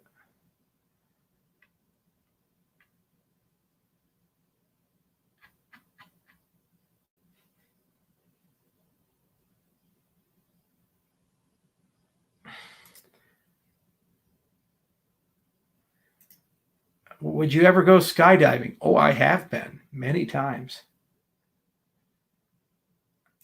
D. Lion's mane frequently. Hopefully more and more. What coding language do you think should be learned? I think everybody should learn Python and R. If you can learn data literacy and thinking in data, R and Python are phenomenal. And I actually really, really love Wolfram's language. Stephen Wolfram's language is great. How he thinks in computation. He does these beautiful presentations. My only umbrage is it's a closed ecosystem. It's a closed source platform. Right?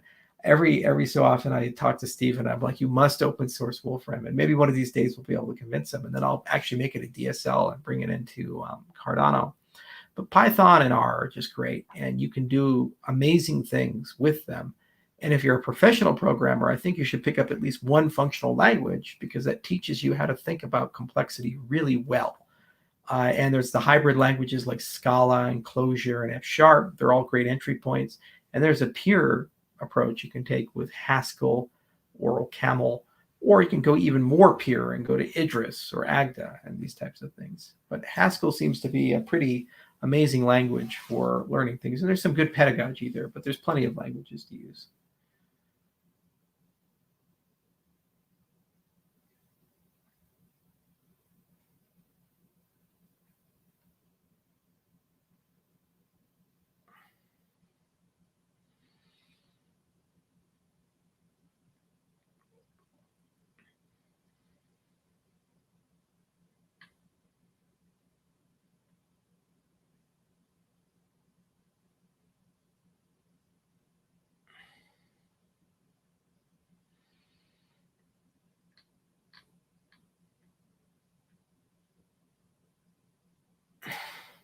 Hi, Charles. What role does Cardano play in the metaverse? Let me read about what Mark Zuckerberg is talking about Facebook being a metaverse company, and I'll get back to you guys on that. There's some interesting definitions there.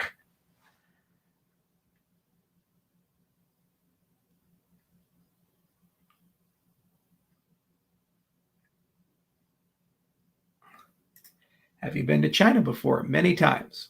Beijing and Shanghai and Hong Kong, all around.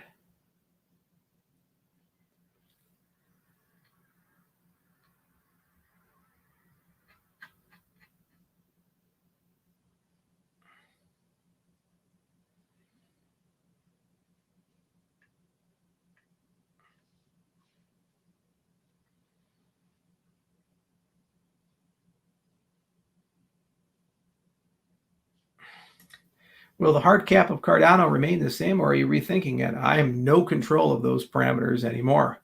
That ship has sailed a long time ago. There's no way to change the monetary policy of a cryptocurrency once you've launched it without overwhelming consent. And even then, you'd still probably end up getting a Cardano Classic with it, even with a pretty good governance system. So, good luck with that. Those are just facts of life you're going to have to live with.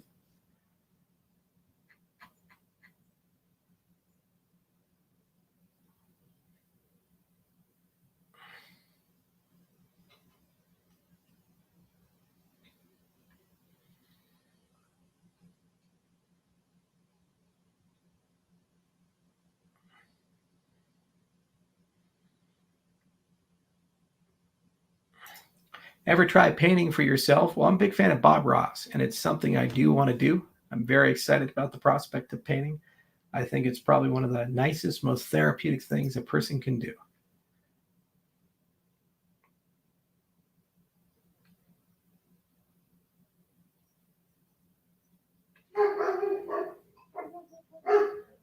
Dogs are barking. Do, do, do.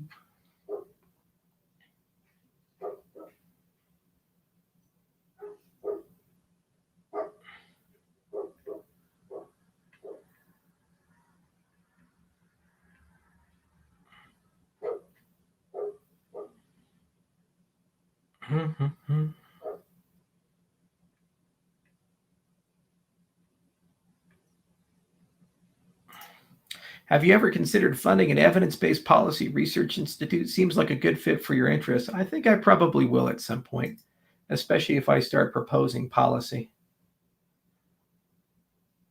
There's actually a lot of really good institutes floating around. Like I've read a lot of papers from the Rand Corporation and so forth.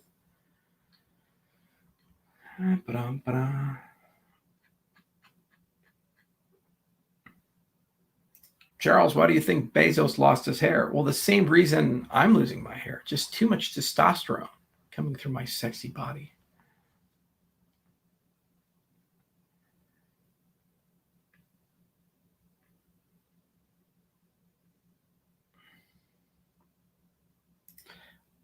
Updates on Ethiopia. Will stablecoin be tied to the Ethiopian bear? I wouldn't touch that one now, but on Ethiopia, about 1 million of the 5 million students have already been rolled into the system.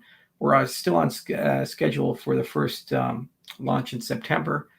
Project is going well, and there's certainly a lot of potential business that can be done but there are, of course, challenges that have to be carefully monitored, and we're working our way through it.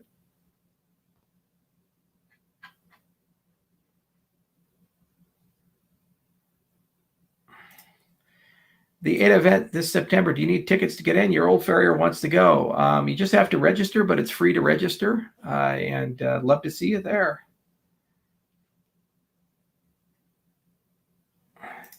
This guy is a manipulative liar. Well, you tell me why. Give any specific examples of things that have been done. We have another person from the Ethereum crowd here. You see, guys, this is why we don't make progress. This stuff holds us back.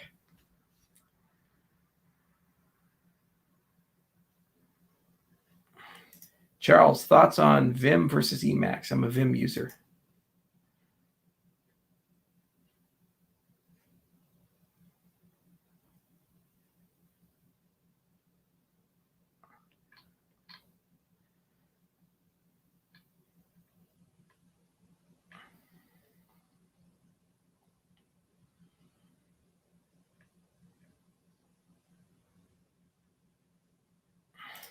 Would you fly into space if you had the opportunity? I think I will in 2025 and probably will go.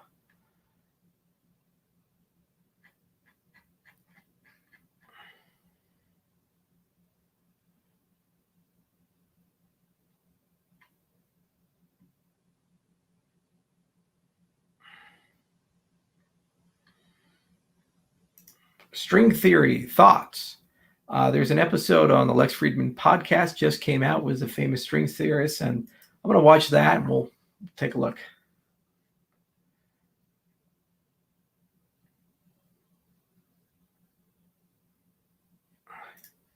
How do I become an ADA developer? Currently a CS student. Become a Plutus Pioneer. Just go straight to YouTube, type in Plutus Pioneer program, and you'll see the lectures from Lars Brunjes. Lecture 1. See you there.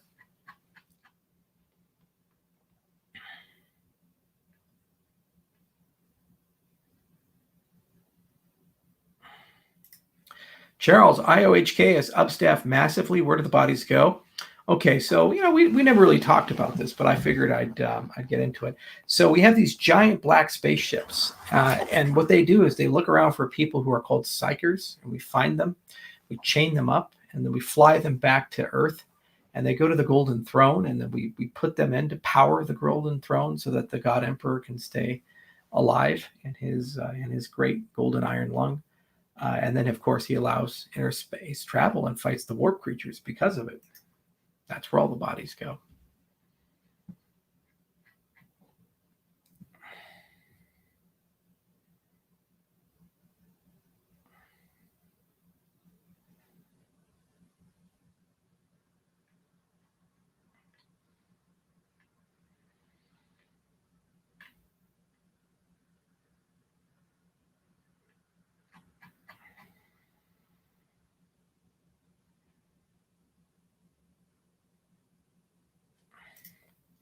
What's Warhammer?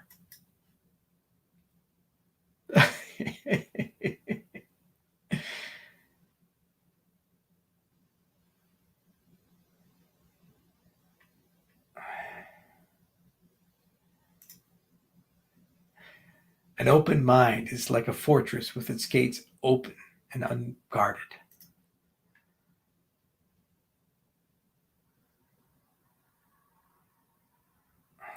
Charles, do you have beehives on your ranch? Not yet, but I will get into apiculture.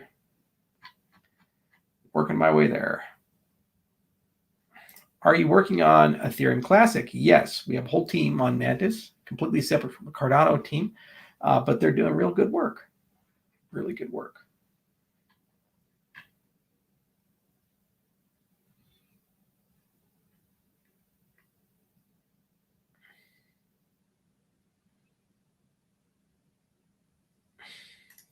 Ketchup.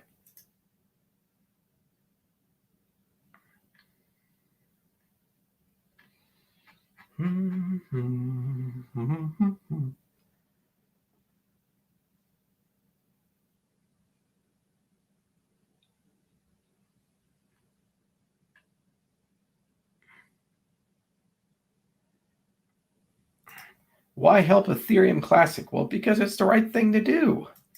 That simple.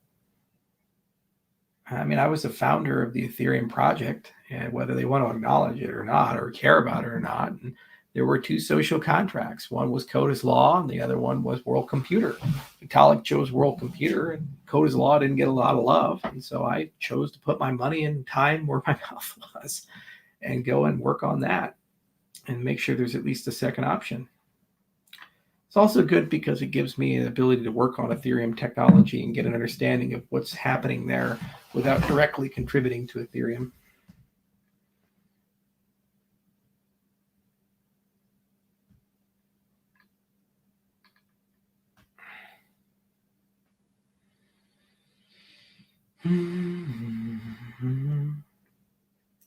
Any involvement with the Libertarian Party? Both the Republican and members of the Libertarian Party have asked me to run for office in various different posts, and I've always said no. I lose a lot of traction if I was to go into the swamp of politics directly.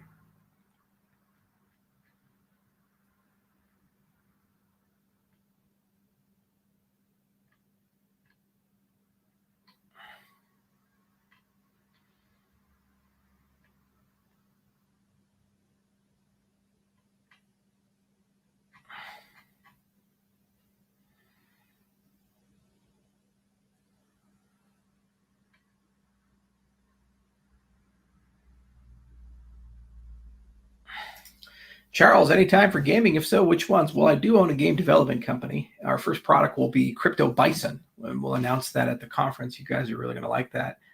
I like RPGs. I really enjoy a lot of the classic games like Legends of Valor and the Gold Box engine and so forth.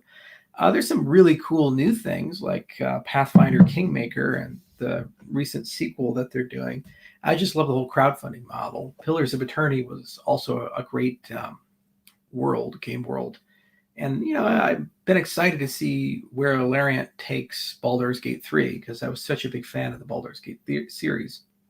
Actually, if given an opportunity, a privilege of a lifetime would be to remake the entire Baldur's Gate trilogy and do Baldur's Gate 1, 2, and 3 all as one contiguous game. And I have a great plot for that. So there's been some phenomenal games that I've played throughout my life.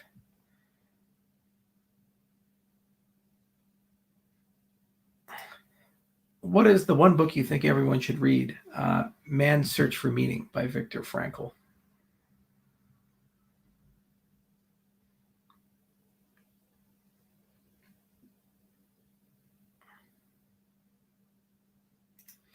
What is the one book you think everyone should read? I was just, oh, no, not that one. It was the other question.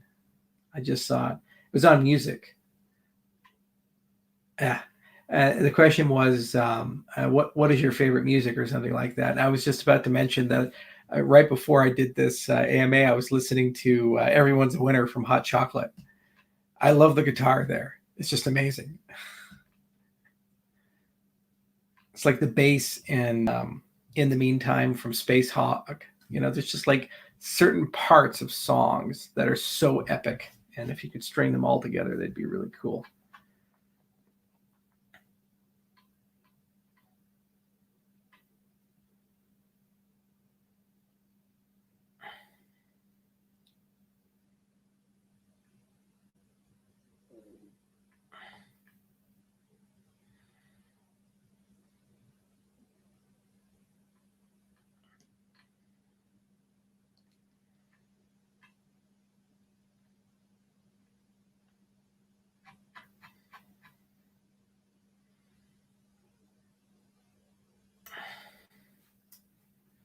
Mm-hmm.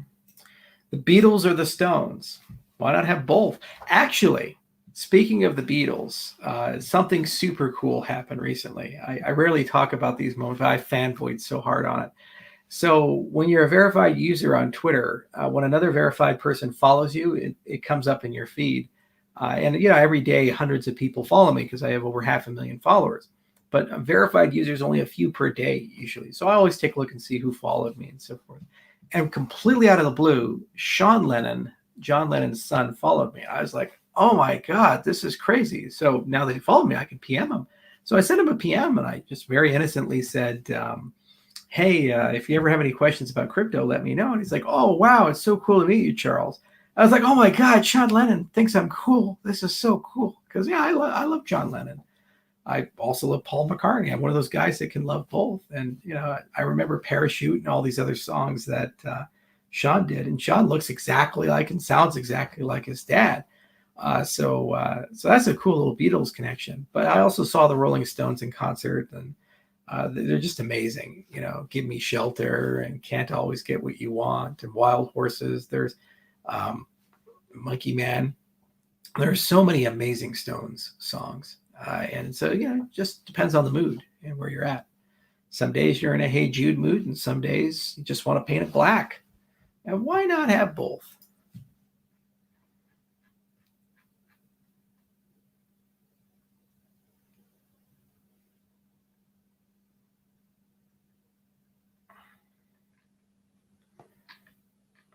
Yeah, I still do get starstruck from time to time. You know, I meet so many amazing people and cool people, and you know, it's just crazy how many people are in the Cardano ecosystem, or at least like Cardano or its mission. And you meet them, and they're like, "Wow, you're Charles Hoskins." I was like, "What the fuck are you talking about? You're the famous one. I'm the fanboy. Come on, the roles are reversed. Get back into the natural way of things." Just goes to show you. Rust or Scala? Scala.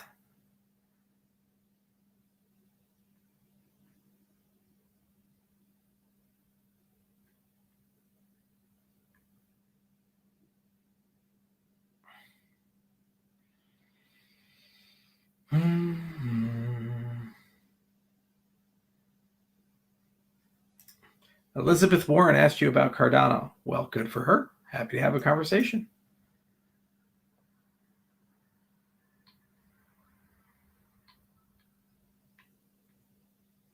Herschel Walker thoughts. Okay, I saw him at CFD Cheyenne Frontier Days, and I was looking. I said, "Holy shit, that's Herschel Walker!" And the second thought that went through my mind is, "How the hell is Herschel Walker still so young?" Because my dad grew up watching Herschel Walker, and he's 64. Herschel's 60, and he looks like he's 30. The guy is just built like a goddamn tank. He's in phenomenal shape. So I went over and talked to him and took a picture with him. But apparently he loves the rodeo, and he was just out at Cheyenne Frontier Days, all rodeoed up, got a cowboy hat and all that other stuff. Saw him both days, Saturday and Sunday. He's having fun up there. But really nice guy, really, really nice guy, super humble.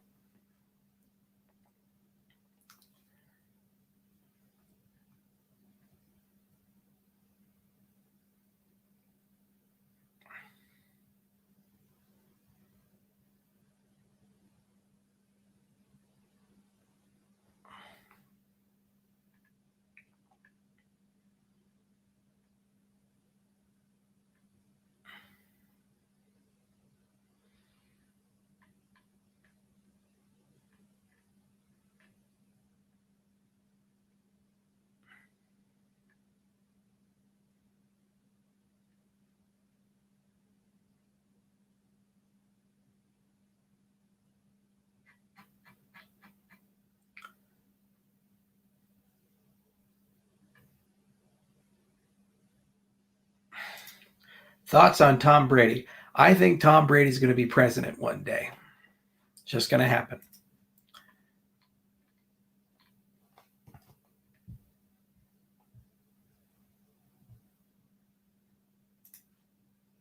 Thoughts on Pink Floyd, synchronization, etc., and Fibonacci retracements when applied to crypto. Wow!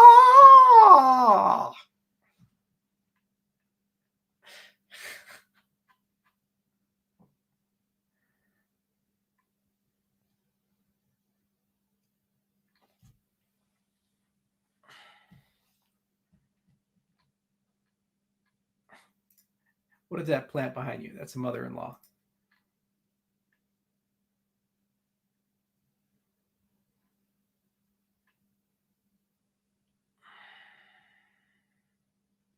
What's your favorite NFL team? Used to follow the Denver Broncos, but haven't really cared about NFL for a long time. Have you ever gotten knocked out? Yep. And I deserved it.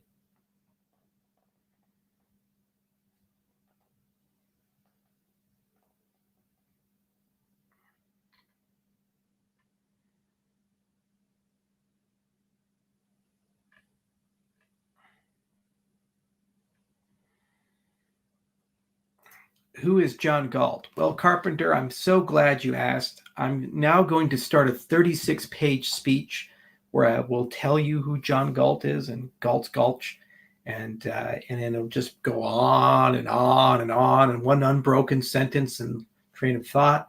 And then at the end of it, somehow you will be convinced that my libertarian ideology is truly the way to go.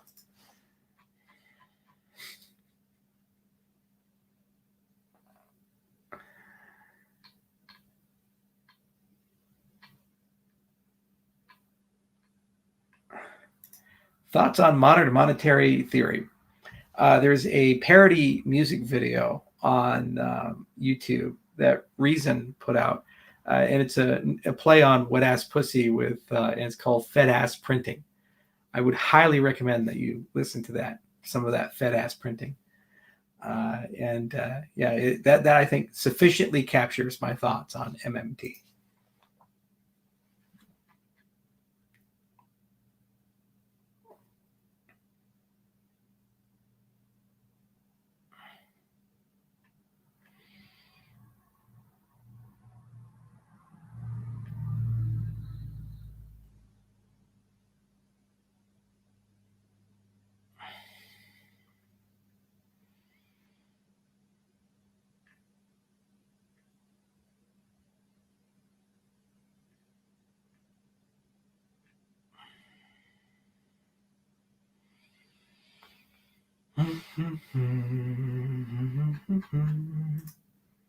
Mm-hmm.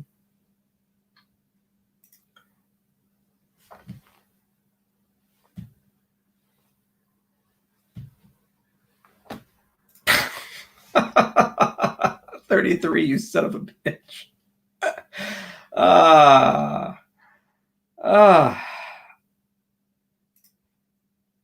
Will humans ever be able to travel the speed of light? No, and that's not the point. The point is to find a way to bend space in such a way that you can go great distances without having to travel the speed of light, like the Alcubierre drive or things like that.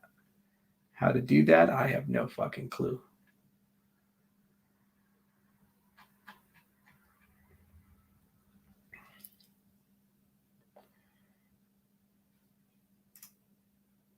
Super Mario Kart character, who would you pick? I was always the turtle in the Super Nintendo version of the, my brother would play the princess character. And he was a master of Rainbow Road. And it was really frustrating because I could never beat him at that level. He was really, really good.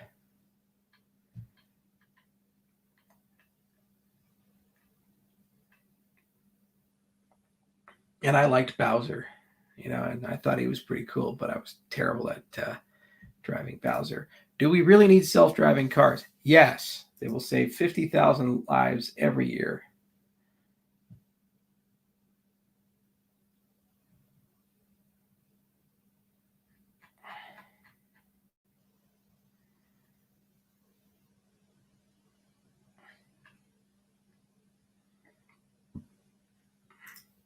Mushrooms are microgreens.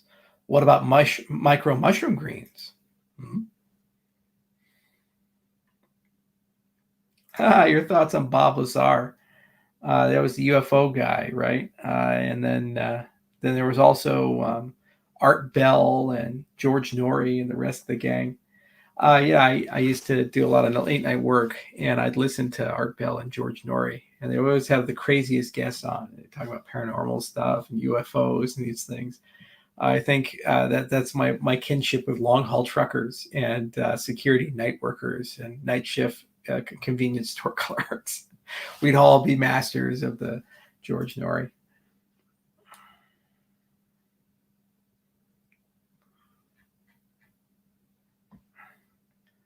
Coast to Coast AM. Yeah, exactly right.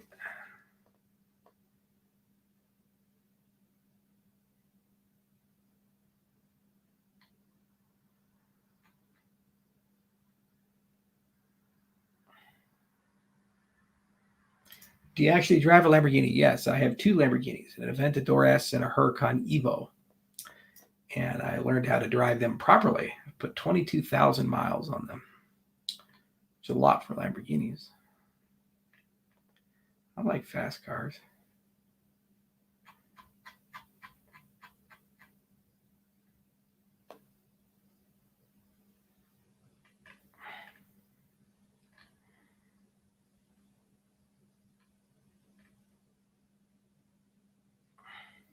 AR-15 or an AK-47. So if I'm on my ranch up in Wyoming, that's a Winchester 1873. And if I'm down here in the farm, an FN Scar.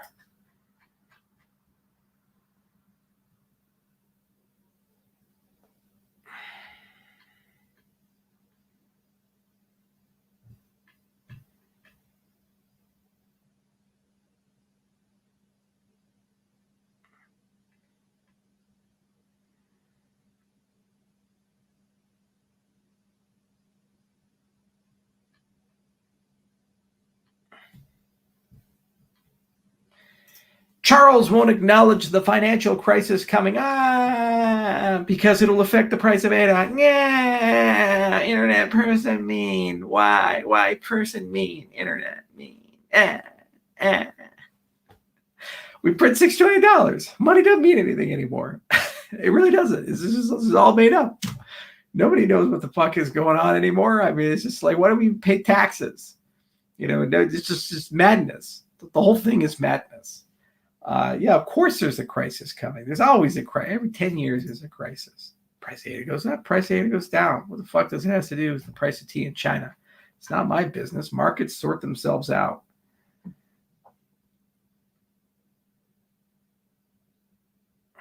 Now, this is perhaps the most interesting philosophical question I've gotten in a long time. Is a hot dog considered to be a sandwich? Has a bun like a sandwich. It's got a filling. I'd have to say, technically speaking, it seems to satisfy at least a cursory definition of a sandwich. The bread can't be connected like a panini. They cut it in, they put the stuff in. Still has that little nub, so it's like a pocket, just like a bun.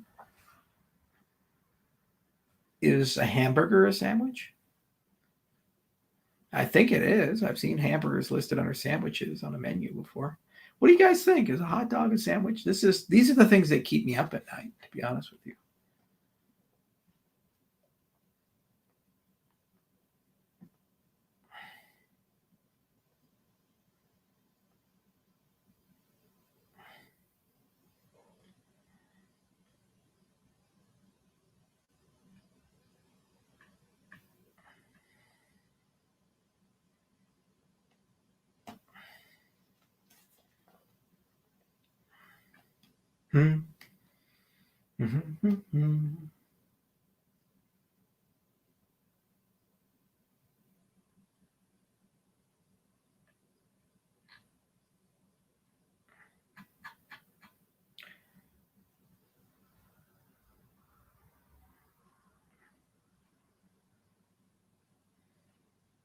Interesting question. Do you believe in time travel?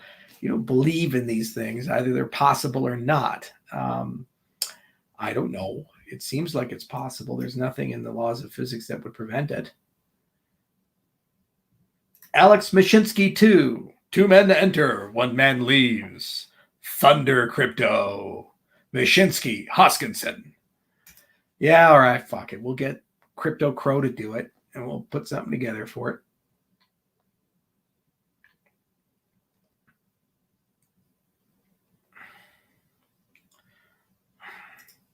Charles, do we wash our hands or do they wash themselves? Or as we would say in Spanish, lávate las manos.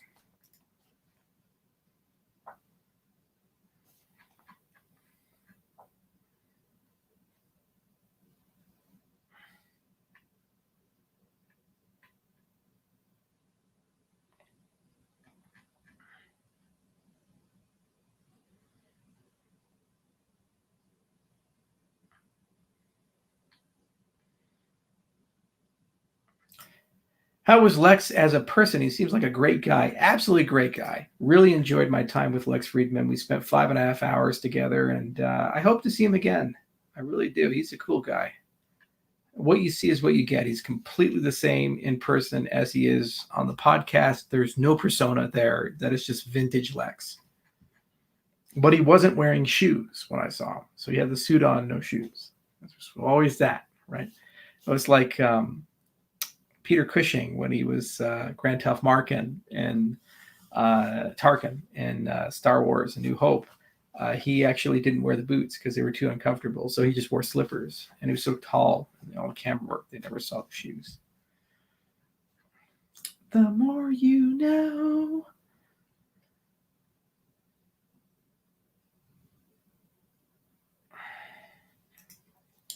Charles, when do you think Corona will end? Oh, Corona is the Hotel California of pandemics. Such a lovely place, and you'll never leave. You can check in, but you can't check out. Corona is like the two twins in The Shining. Come play with us forever and ever and ever.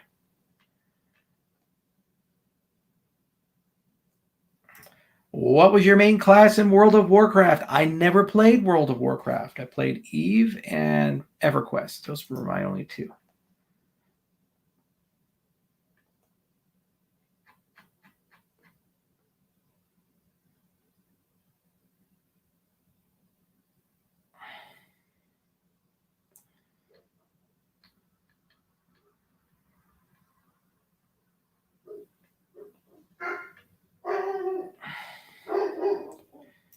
Do you know some German words? Nein, I do not.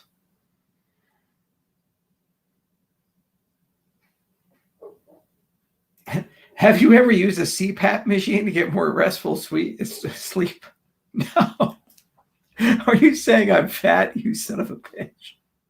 Got the sleep apnea? You people are so hurtful.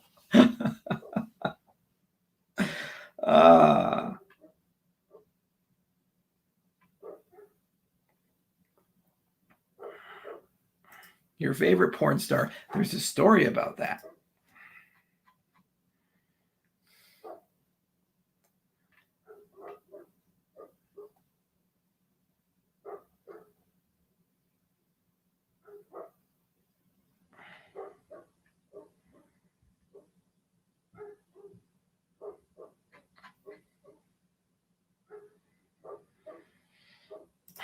Dave Smith for president? No. President John Henry Eden. A new America, and bring back the Capitol Congressman.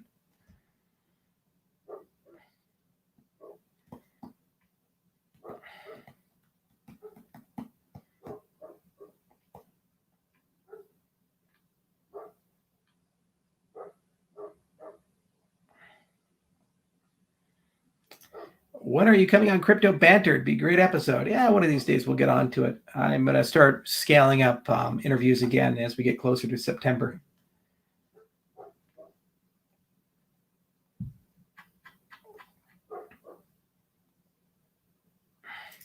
Do you own stock in Novavax? No, they're an incompetent company. They have a great product, but I'm absolutely convinced the executive management needs to go. They should have easily been able to release by now. And it just obvious partnerships. Like the first thing I would have done after GSK failed, call up Sanofi. Say like, come on, we're together. Let's figure this out. And I would have gone to Japan and done the same thing, especially the UK data came out and made a deal there. They couldn't get it done. So it's just because they've never actually launched a product in their 33-year history. But yet somehow they actually have the best goddamn vaccine on market. Well, potentially on market. It's crazy. It's absolutely crazy. And there's brilliant people that work for Novavax too. Really brilliant people. Then you tell me, Alex, why can't they get anything out? It's been 30 years since you were there.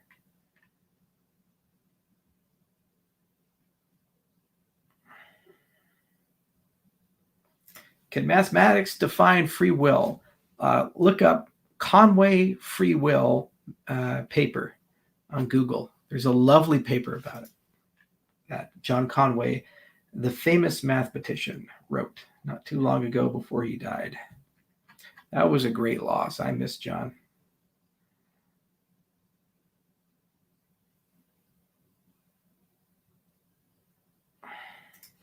Thoughts on helium mining? Helium-3 mining on the moon with clones?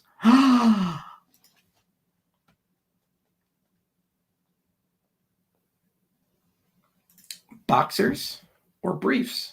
Or boxer briefs, which I wear. And now you know.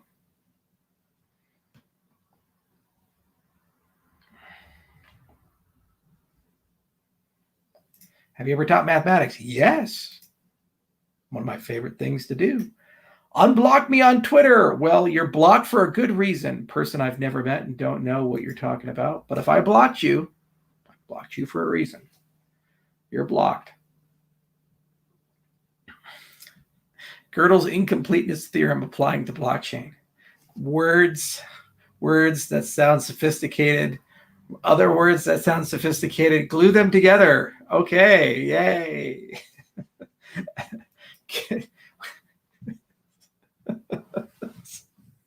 Oh, God.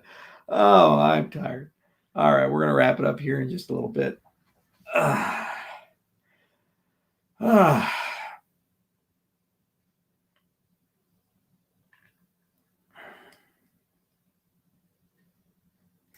How much are you worth? I don't know, 2.5 billion. But who's counting? Your thoughts on the stoned ape theory. The stoned ape theory is a theory that apes ate magic mushrooms at some point that gave them the ability to have higher order thought, which in turn forced their evolution towards becoming the Homo sapiens we've come to know and love today. And that is the stoned ape theory. I heard it first on the Joe Rogan podcast. Pretty cool idea. It is actually interesting if you look at fossil records in the history of humanity. There was over 20 different types of hominids. It's somehow our division won out. Why? Well, somewhere along the way, a group of hominids developed the ability to abstractly think and kind of go to the future in their mind and go to the past. And this gave them this incredible superpower to actually organize and make weapons and plan. And within just a few hundred years, they eradicated everything in their way. So the question is, how do we make that leap where we are stuck in the present to being able to consider the future and build complex societies and religions and these types of things? And some people believe it was psychedelics that helped us with that transition. But there is no evidence for that yet.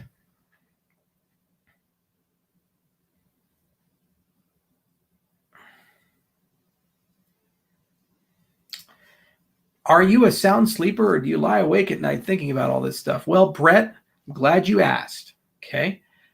I sleep like a baby. I wake up every 2 hours crying.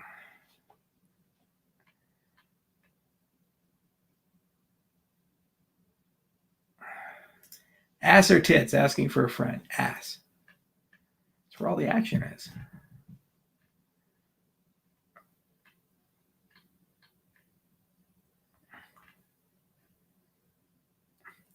That's one of the things that Sir Mix-a-Lot and we just bonded over. That and Flavor.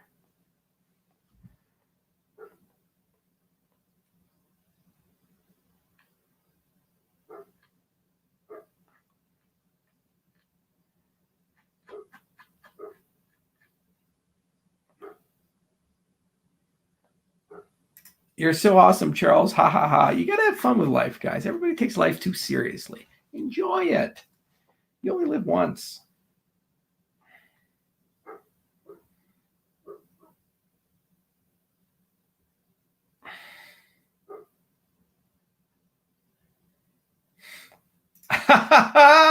Yes, you got it, dude. You do. See this guy. This guy's got it figured out. Fuck yeah. Favorite comedian, George Carlin and Dave Chappelle.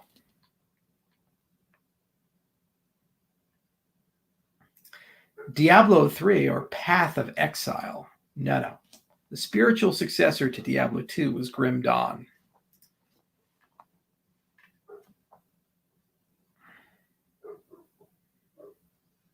May I have a job as your assistant, Mr. Hoskinson? From Connor McTapout.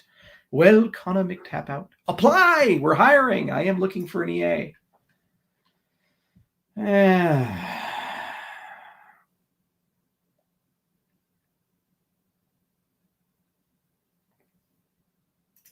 Do you think mathematics was invented or discovered? This is a really interesting one. And you can go from Roger Penrose to Joel David Hampkins to Jeremy Avogadro. There's dozens of different opinions that float around. I think both. To the extent that mathematics was used to map and discuss physical reality as a formal language, that is a discovery, because you can learn things about reality as a consequence of the mapping. And then as a formal language unto itself, disconnected from reality, that's an invention, where you've constructed a game, and then you're actually building the game out, and you're discovering what the implications of the game are. So there's a very famous paradox in mathematics called the Banach-Tarski paradox. And basically it revolves around one of the axioms of math, the axiom of choice, which is a very innocent axiom. It basically says that if you have a set, you can pick an element from it. Okay, and it doesn't seem too problematic. But what the Banach-Tarski paradox basically does is says if you admit this axiom, then you can take a one ball, break it apart, and make two balls through a finite collection of steps, which is not something you should be able to do if math was connected to reality. But it's perfectly legitimate to do if you are talking about it as a formal language, because you don't have this presupposition of the rules of reality as we'd expect them to be. So you can permit both actually at the same time. It just depends upon how you use the language to facilitate discoveries about the world. And then it becomes a companion, somebody on a journey with you. And then on the other side, it's something of its own nature. And what's so cool about inventions is you actually don't know where they go. It's like cellular autonoma or these types of things. You start with the rules and just let the system evolve. Like Wolfram, for example, did this wonderful 3-hour presentation on NFTs. And Stephen was just up there just creating all these automata and creating NFTs out of them. He had no idea what they were going to look like, just generated them. And he said, oh, that's pretty. Let's make that. So that's the invention side of it. But that's one man's opinion.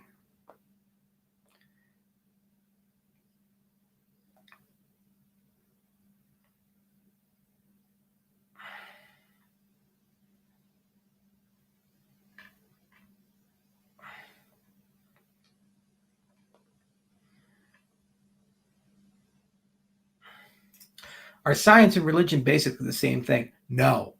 Here's the big difference. Science done right is an observation game.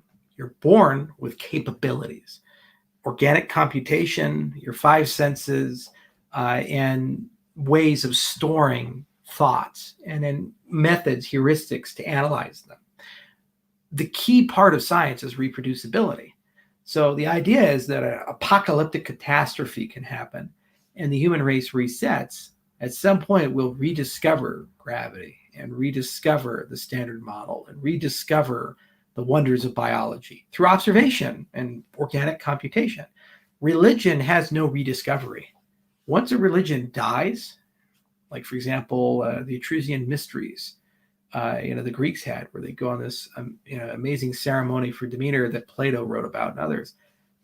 What was that all about? What were the ceremonies? What lessons learned there? What's the great wisdom to grok? There's no notion of rediscovery there. It's gone. If all copies of the Bible were destroyed and that gospel's gone, then there would be no one left to reconstruct it the way it was. So even if you rewrite a Bible, how would you know it actually connects to what was practiced and preached so many years ago?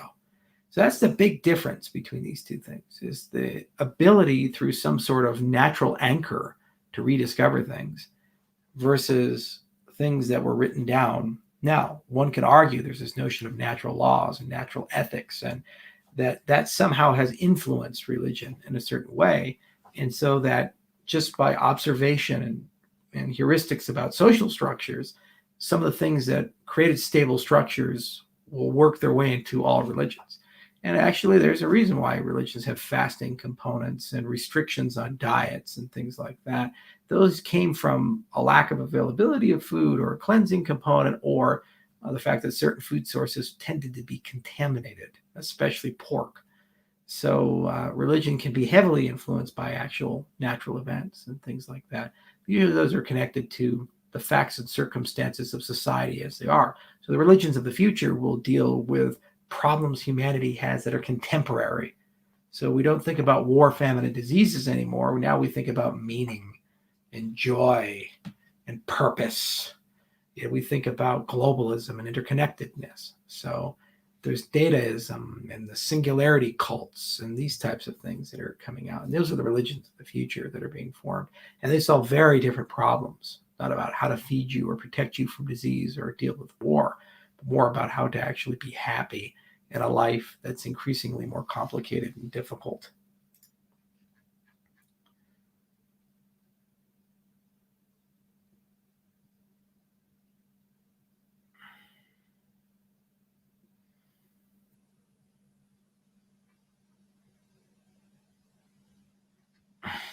I'm a barber, Charles. I'd love so much to give you a haircut. No, I want to keep my hair. It's falling out.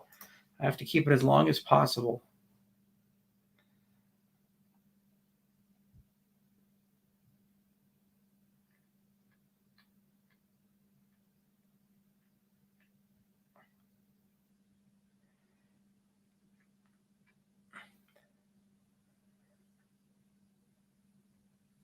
Do we need new religions? We will invent them.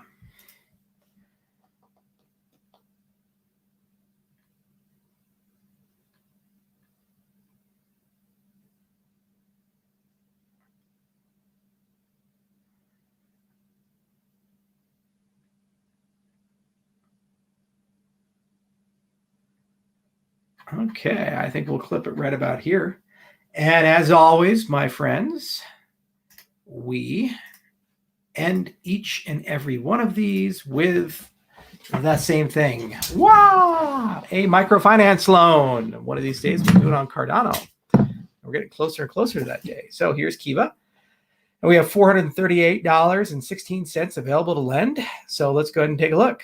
Let's see here. South America, Central America, Africa, Eastern Europe. Let's go to the Middle East today. How about Palestine? Let's see what we got.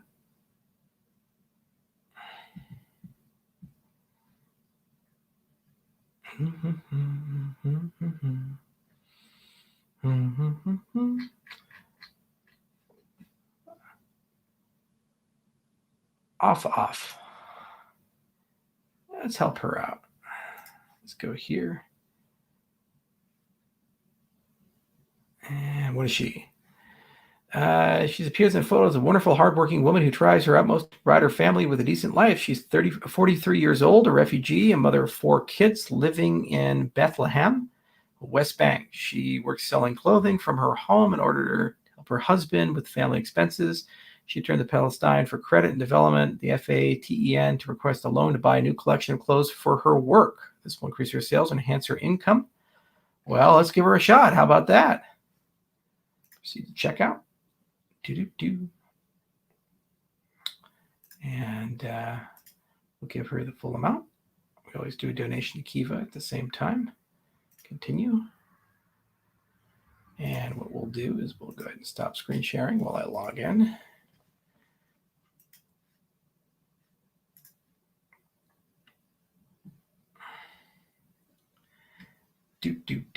Complete order.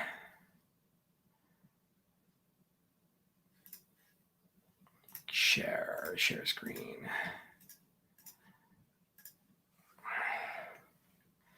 Thank you.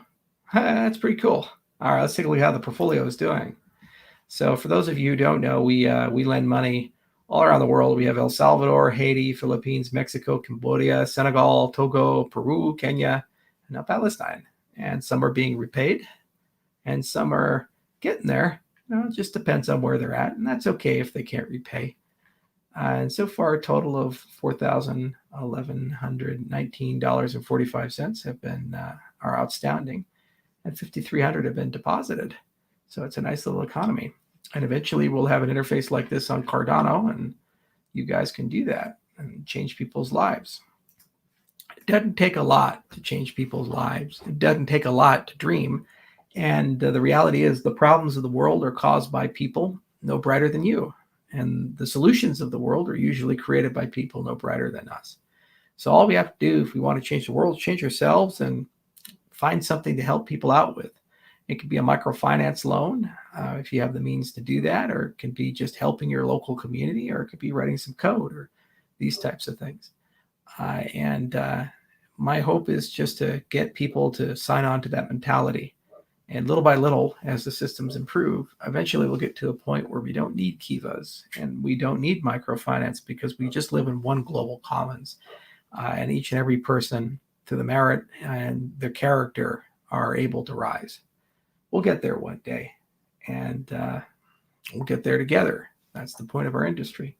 Thank you all for listening. It's good to be back, and I really do enjoy these AMAs, and I look forward to giving more throughout all of August, and I'll be doing a lot more interviews in September as we get up to the conference. Talk to you soon. Cheers.